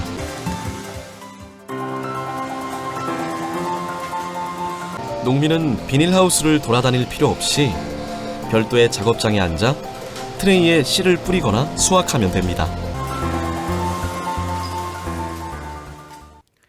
여러분, 이 화면을 보시니까 어떻습니까? 농사 앞으로 굉장히 쉽게 지을 수 있을 것 같지 않습니까? 근데 이런 시스템을 개발한 분이 어떤 분인가 하는 게 굉장히 재밌는데요. 이 시스템을 개발한 분은 코리아 휠이라는 타요용 휠을 제조, 생산, 판매하는 전통 제조업의 회장님이십니다. 이분이 보령에 있는 공장 여유부지 텃밭에서 한 10년 정도 농사를 짓다 보니까 농사가 너무나 힘든 겁니다. 그 주변 농가들을 보니까 비닐하우스 농사를 짓는데 농민들이 너무 힘들어하는 겁니다. 여름철엔 덥고 자칫 농약이라도 뿌리면 농약이 또 몸에 스며들기도 하고 이걸 어떻게 하면 편하게 좀 바꿔줄 수 있을까 고민을 한 끝에 자체 보유한 생산 공장의 아이디어를 접목을 했습니다. 뭐냐면 타이어 휠 공장의 마지막 공정은 도장 공정입니다. 어떤 식으로 하냐면 여기도 잠깐 나왔듯이 트롤리 컨베이어가 돌아가는데 거기에 철제로 된 타이어 휠 3개를 매달고 공정을 이어가는데 공정이 3개로 구분됩니다. 처음에 세척, 그다음에 도포, 마지막에 코팅까지. 이 과정을 하는 것을 보고 이거를 농업에 접목하면 타이어 휠 대신에 화분을 매달아서 거기에서 작물을 키우면 어떨까? 실제 접목을 하고 설계를 해서 만들어낸 것이 여러분들이 화면에서 봤던 바로 그 시스템입니다. 이 시스템의 가장 큰 장점은 화면에도 나왔지만 사람이 움직이는 것이 아니라 작물이 사람에게로 옵니다. 아주 쾌적하게 생산할 수가 있고 또 한 가지는 트롤리 컨베이어를 타고 360도 회전을 하기 때문에 작물이 한쪽에서만 햇볕을 받는 게 아니라 360도 사방에서 햇빛을 받을 수 있기 때문에 작물이 아주 잘 자랍니다. 일반 비닐하우스 대비 생산성이 18배로 나오고 있습니다. 여러분, 제가 여러분들에게 우리나라의 대표적 팜테크 기업 4곳을 소개해 드렸는데요. 이거는 빙산의 일각이 지나지 않습니다. 이보다 훨씬 많은 숫자, 더 훨씬 좋은 기술, 훨씬 첨단의 기술이 지금 농업 현장 곳곳에서 접목이 되면서 우리나라 농업을 첨단 산업으로, 미래 신성장 산업으로 업그레이드 시키고 있습니다. 저는 이러한 노력들이 조금씩 모이면 5년, 10년 뒤에는 대한민국이 농업 분야의 세계 최강국이 될 수 있지 않을까 이런 생각을 합니다. 저는 현장에서 여러분들에게 좋은 농업 뉴스를 계속 전해드리도록 하겠습니다. 감사합니다.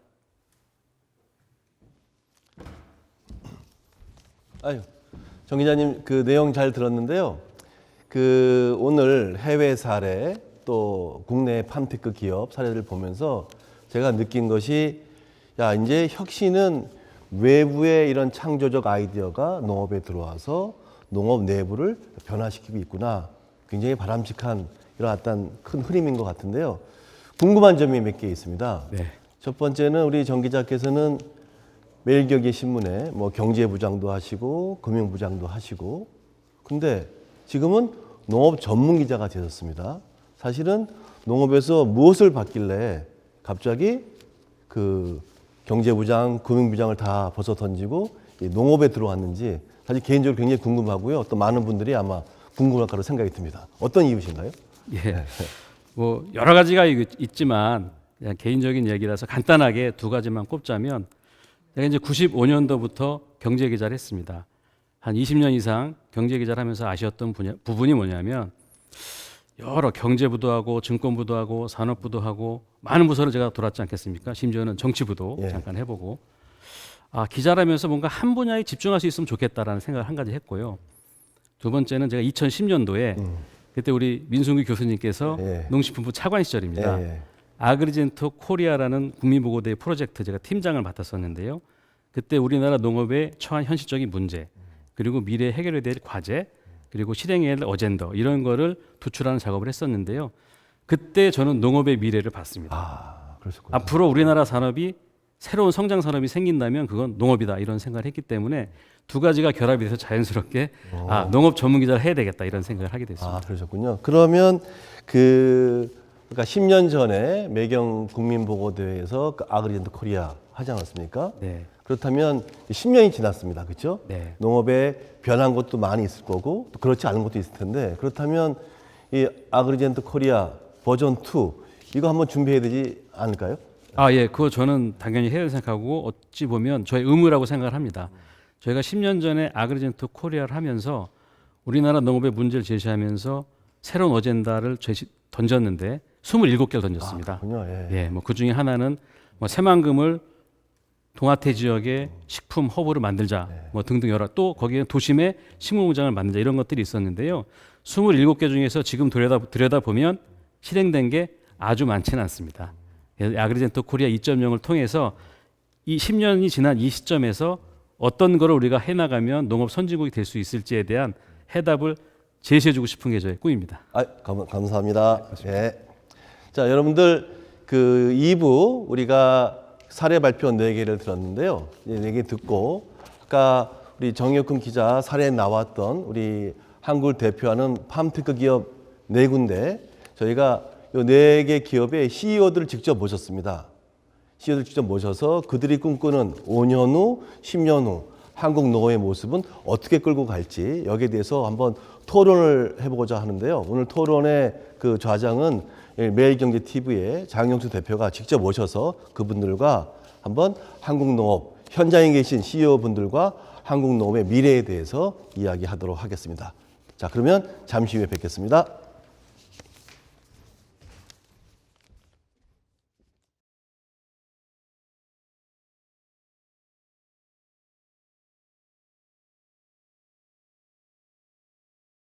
안녕하십니까.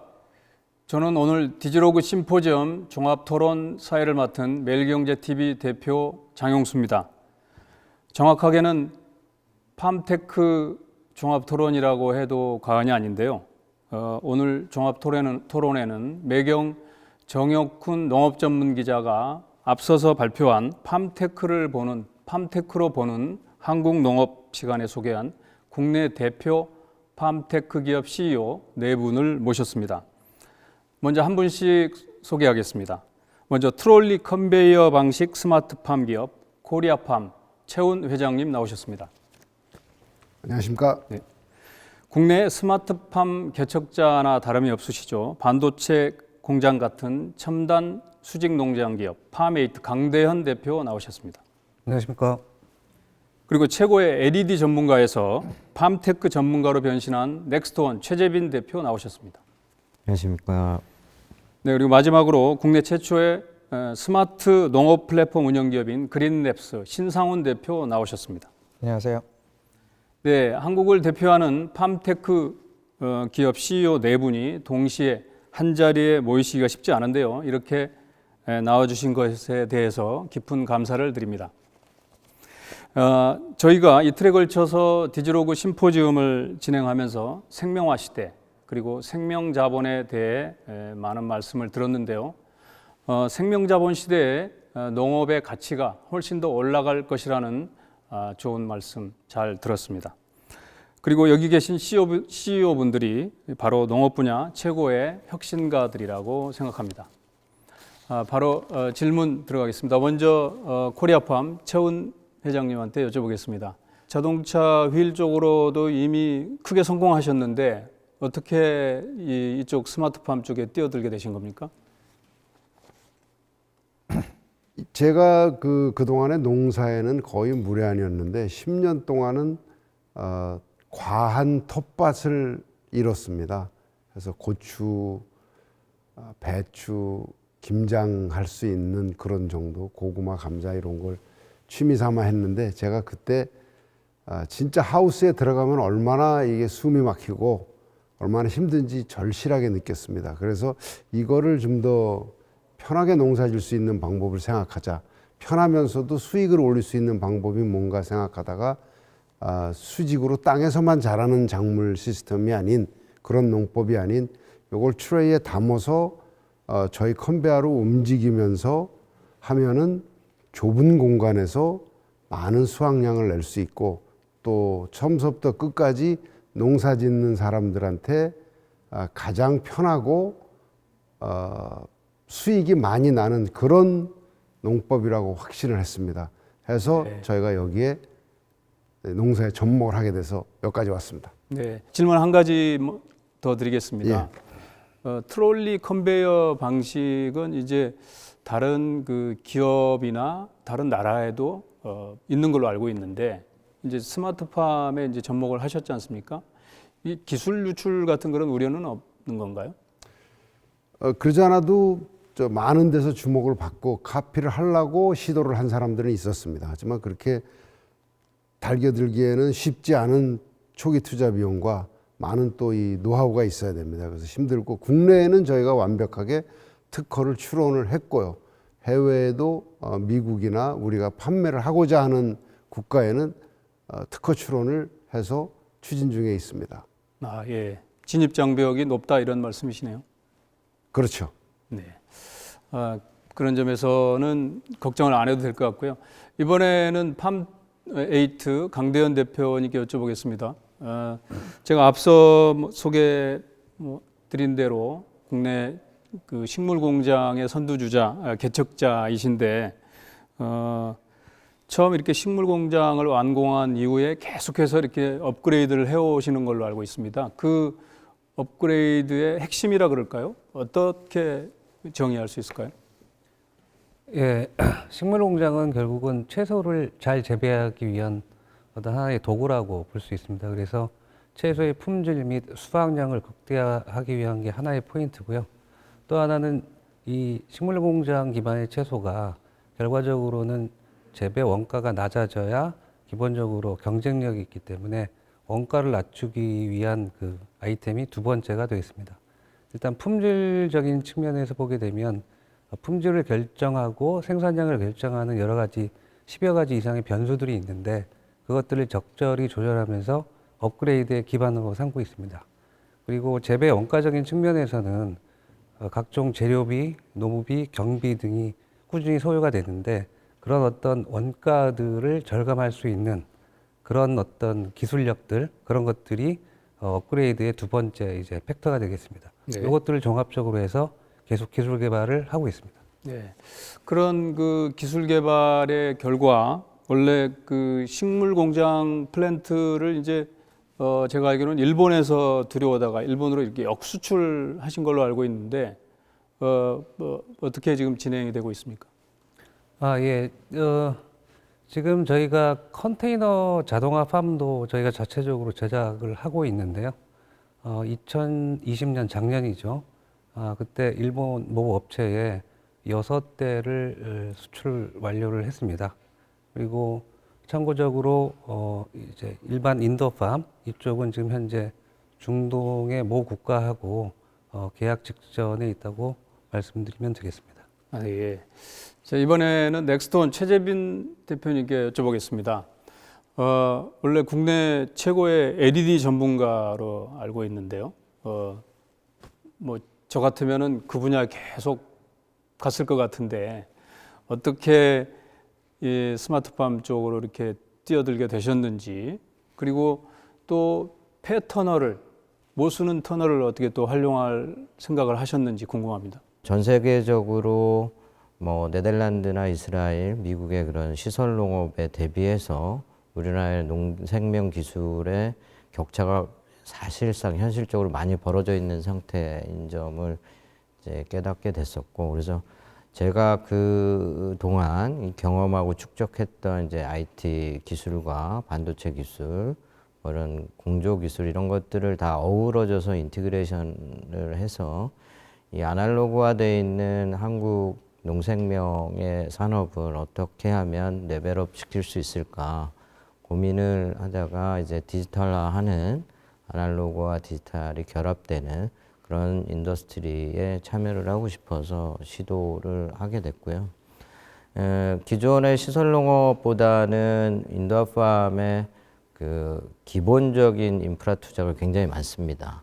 그래서 그런 인프라 투자비는 결국에는 컨슈머들, 소비자들한테 부메랑이 돼서 높은 가격에 제공을 할 수밖에 없는 그런 현실적인 문제가 인도어팜이 산업으로 상업화되고 규모 경제로 이제 발돋움을 하지 못하는 이런 그 초석이 되고 있어서 그런 것들 이제 획기적으로 낮추기 위해서 열교환이나 열자정소의 역할을 하는 그런 언더그라운드를 착안을 하게 됐고, 그런 언더그라운드들은 굉장히 열교환 지수가 굉장히 높습니다. 그래서 이런 지상 건물이나 뭐 컨테이너나 뭐 여러 시도들을 많이들 하고 있지만 결국에는 코스트 임팩트를 어떻게 줄일 수 있느냐의 관점에서 저희가 언더그라운드를 시작하게 됐고, 또 전 세계적으로 이런 인도화 팜들은 다 규모의 경제를 하고 있습니다. 뭐 조그맣게 몇백 평을 하는 게 아니고 해외의 티어 1 메이저 플레이어들은 굉장히 큰 스케일을 갖고 가고 있기 때문에 우리나라에서도 그런 전 세계적인 흐름에서 뒤처지지 않으려면 꽤 큰 스케일을 갖고 가야 돼서 저희가 현재까지 전 세계에서 가장 큰 인도화 팜 스케일을 추진하고 대량 양산을 만들어낸 그런 이제 결과가 운 좋게 지금 작용을 하고 있습니다. 네. 운 좋게 작용하셨다 그러는데 겸손하신 표현 같고 말씀을 듣다 보니까 심포지엄의 제목이 디지로그인데 디지로그의 그 실천의 주역이 아니신가 이렇게 생각이 되는데요. 지금 인도팜은 충북 옥천 소재잖아요. 다른 또 지금 인도팜을 계획하고 계십니까?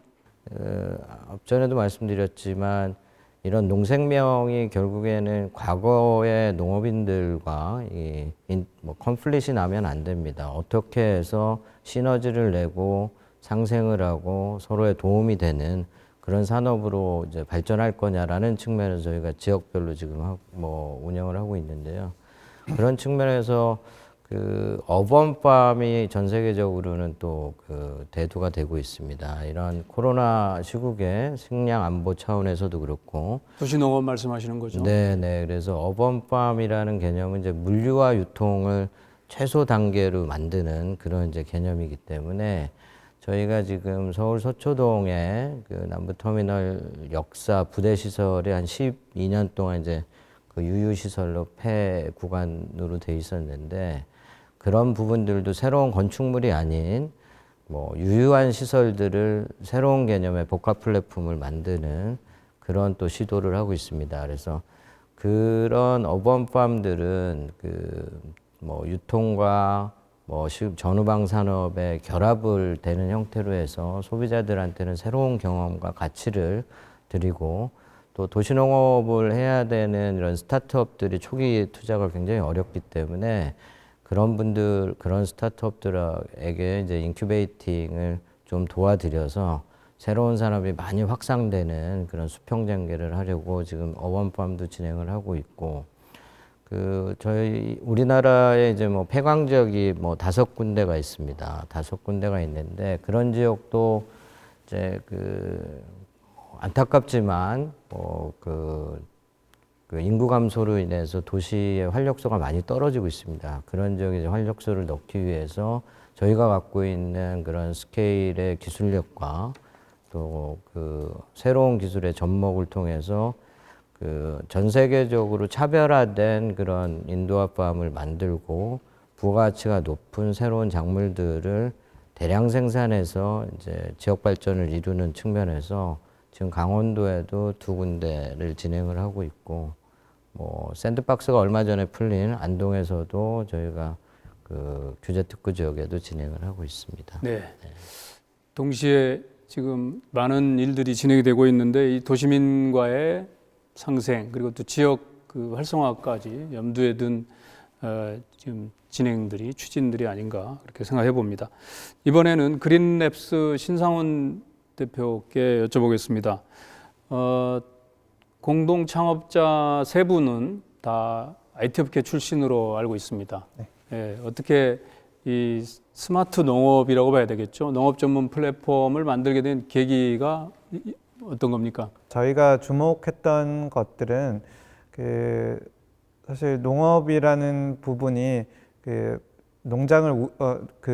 농업을 잘 하기 위해서 그래서 농장을 잘 경영하기 위해서 필요한 정보나 그런 어떤 솔루션 같은 것들이 굉장히 많은데 그래서 생산부터 유통까지 굉장히 전방위적으로 많은 것들이 필요한 데에 비해서 그것들이 그런 정보들이 제공되는 이런 방식들이 너무나 좀 옛날 수준에 머물러 있고 그러니까 오프라인으로 제공이 되거나 아니면 온라인으로 있더라도 다들 흩어져 있어서 그것들을 쉽게 접근하고 그리고 분석하고 그를 통해서 현명한 결정을 내리기에는 좀 부족하다는 생각이 많이 들었습니다. 그래서 저희가 이런 정보들을 굉장히 쉽게 누구나 가지고 있는 이 스마트폰이라는 것을 통해서 정보들을 얻으실 수 있고 그로 인해서 더 생산을 잘 하실 수 있고 그리고 더 유통을 잘 하실 수 있어서 그래서 결국 비용은 낮추고 매출은 높이고 그래서 결국에는 농민들의 수익이 극대화되는 이런 모습들을 상상하게 되었고 그것을 이제 앱이란 형태로 구현하게 되면서 저희가 생각하기에는 스마트폰이 농민들이 가지고 있는 가장 훌륭한 농기계라고 생각을 합니다. 그래서 IoT 농기계로서 스마트폰을 활용을 하셔가지고 가장 훌륭한 의사결정을 하실 수 있도록 도와주는 서비스를 하자 이런 결정을 내리게 되었던 것 같습니다. 네. 한국 최초의 농업 플랫폼을 폐망하고 계신데요. 지금 말씀 들어보니까 유통까지도 지금 네. 뭐 뛰어드신 거네요. 네. 실제로 그러면은 그 농민들을 이렇게 회원으로 가입시켜서 네. 유통도 지금 뭐 연결을 시켜 주시는 건가요? 네, 맞습니다. 지금 저희 그 앱에 가입하신 회원분들이 한 3만 농가를 조금 넘어가고 있습니다. 이게 뭐 매일매일 되게 빠른 속도로 증가를 하고 계셔가지고 이 농가분들이 이제 생산하시는 농산물 그리고 그에 대한 생산 이력 어떻게 키우셨고 뭐 어떤 비료를 쓰셨고 어떤 농약을 쓰셨고 어떤 그 농법을 쓰셨는지 이런 것들이 다 기록이 되고 있습니다. 그래서 그런 분들 중에서 농산물 그런 분들이 생산하시는 농산물들을 원하시는 수많은 유통업자분들 그리고 수많은 그 온라인 신선식품 플랫폼들 그리고 오프라인 신선식품을 판매하시는 모든 다양한 그 판매처들에서 이제 그 저희 팜모닝 농가들의 농산물들을 받으실 때 저희가 가장 편한 형태로 받아가실 수 있도록 그 전산화된 소싱 시스템을 제공을 하고 있습니다. 그래서 네. 그를 통해서 이제 팜모닝 농가들은 매출을 올리게 되는 그런 구조를 만들고 있습니다. 네. 다시 최훈 회장님께 여쭤보겠습니다. 이 트롤리 컨베이어 방식 스마트팜 농민들이 많이 관심을 갖고 있을 것 같은데 실제로 지금 이렇게 그 적용을 하고 있는 농가들이 있습니까? 예, 여러 군데 있습니다. 아, 그렇습니까? 네. 그러면 농민들의 반응은 어떻습니까? 이 단가나 그런 측면에서도 좀 궁금한데요. 실제로 이거를 사용하고 있는 남양주에 소재한 농가에서는 그 농가의 특성상 거기는 체험 농장을 오랫동안 하던 데입니다. 그래서 100평에 저희 시설을 했는데 그분들이 하는 거는 바닥 면적은 체험 농장 위주로 하고 그다음에 이 지붕 위에만 달아가지고 저희 트롤리 컨베어를 사용하고 있는데 약 노지보다 4배의 효과가 나오고 또 그걸 바닥까지 했을 때는 쉽게 8배의 효과가 나오면서 그분 말씀이 지금 4배 규모를 하는데 자기가 혼자서 2시간 하면은 딱 적당한 시간을 투자한다. 그래서 경비나 시간이 많이 절약되고 또 이 당도나 그분들이 품종이 딸기인데 당도나 이 색깔이 좋고 그래서 기존 노지의 거보다 더 월등히 높은 가격을 받는다. 이런 내용을 네. 듣고 있습니다. 강대현 대표께 여쭤보겠습니다. 우리 이제 넥스트온에서 지금 이제 서울 그 남부 터미널에 지금 이제 새로운 그 신개념의 스마트팜, 인도어팜이라고 해야 되겠네요. 지금 그 개발을 하고 계시는데 팜에이트도 지하철의 메트로팜이라고 그런가요? 예, 이미 시작을 하고 있죠. 성과가 네네. 어떻습니까? 네, 저희는 상도역을 중심으로 총 5군데 메트로팜을 운영을 하고 있습니다. 이제 횟수로는 3년 차 벌써 넘어가고 있는데요. 그래서 현재 횟수로 3년이 지난 현재 이제 그 3가지 우리 목표를 한번 평가를 해보자면 일단 도시농업의 전진기지로서 꽤 많은 역할을 하게 된 것 같고요.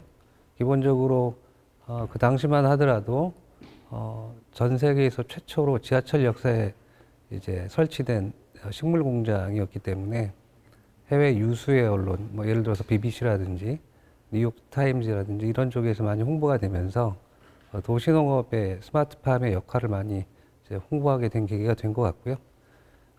그리고 기본적으로 그것들을 보면서 저희 회사뿐만이 아니라 이 식물공장, 인도팜, 버티컬팜이라고 일컬어지는 어떤 도시농업의 그 모델들이 이제 시민들한테 조금 더 친근하게 다가서지 않았나 생각이 됩니다. 그리고 마지막으로 재무적인 목표 부분에 있어서는 지금 나쁘진 않은 상황인데 최근에 이제 지난 1년 동안 코로나가 있지 않았습니까? 그래서 네.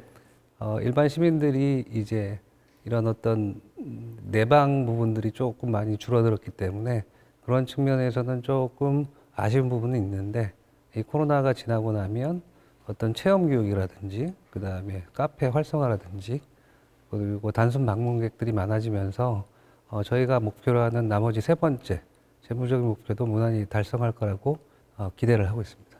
그 LED 저는 잘 모르지만 스마트팜은 이 LED가 상당히 중요한 그 핵심 기술로 알고 있는데 뭐 LED 전문가로서 계속 이렇게 진화하는 건가요? 네, 그렇습니다. 이게 뭐 LED뿐이 아니고 앞서 서두에 말씀드린 대로 이제 여러 이종 간의 기술들이 결합이 돼야 됩니다. 이게 이 농생명이라는 건 실제로 이제 생명을 다루는 그런 이제 그 산업이기 때문에 생명체라는 것들은 여러 가지 이제 그 컨디션에 따라서 다 달라질 수밖에 없습니다.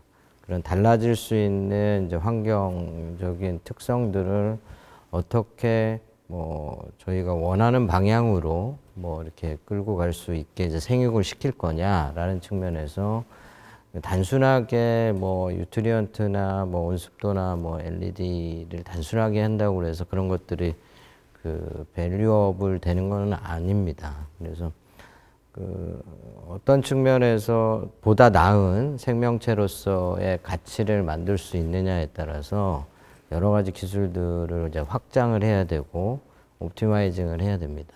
그런 측면에서 R&D가 굉장히 필요하고 그래서 저희가 뭐 저희 회사 같은 경우는 R&D를 한 30% 정도 매출의 이상을 지금 투입을 하고 있고 네.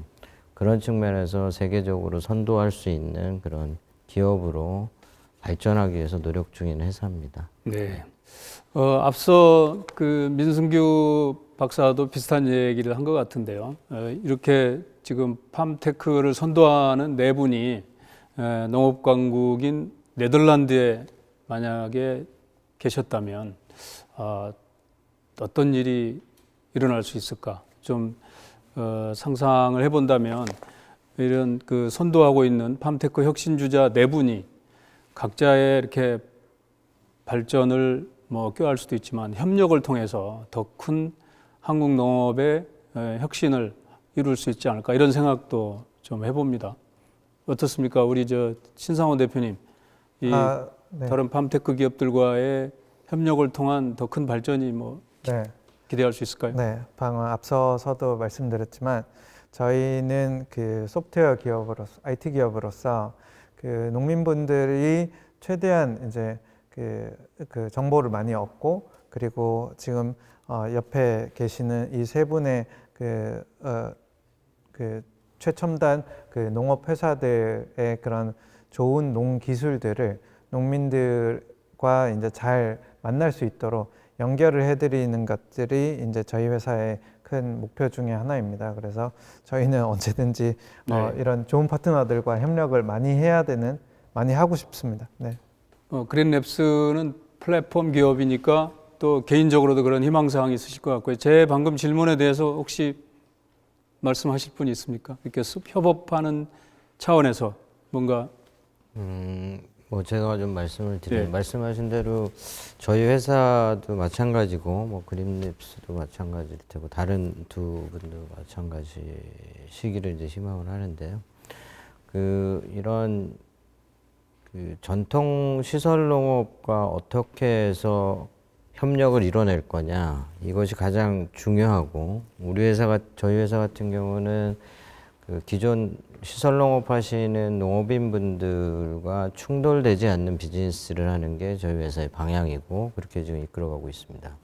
그런 측면에서 저희가 개발한 기술들을 어떻게 폭넓게 사용을 하실 수 있게 만들고 그분들이 그로 인해서 보다 나은 그 생산 활동을 할 수 있게 해드리고 소비자들은 삶의 질을 높일 수 있는 그런 식물들을 대상으로 여러 이제 전후방 사업들이 발전될 수 있는 그런 선순환할 수 있는 구조를 이쪽 농업계가 됐던 산업계가 됐던 모든 이제 그 우리나라에 종사하시는 분들하고 콜라보를 통해서 우리나라뿐이 아니고 전 세계에서 가장 유망하고 발전할 수 있는 인더스트리로 만들어가는 데는 모두가 희생하고 배려를 해야 된다 이렇게 생각을 하고 있습니다. 네. 오늘 그 디지로그 심포지엄의 축사 개사 이어령 교수께서 하셨는데 창조적인 것은 엉뚱한 사람이 하고 미친 사람이 한다 이런 얘기를 제가 이어령 교수께서 하신 얘기를 들었습니다. 근데 오늘의 이 팜테크 주역들이 바로 그런 분이 아닌가. 지금 세계 최초의 그 스토리들을 지금 많이 쓰고 계시는데요.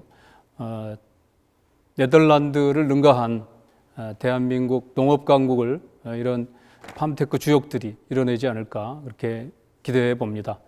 오늘 종합 토론 여기서 마치겠습니다. 감사합니다. 수고들 하셨습니다. 네, 수고하셨습니다.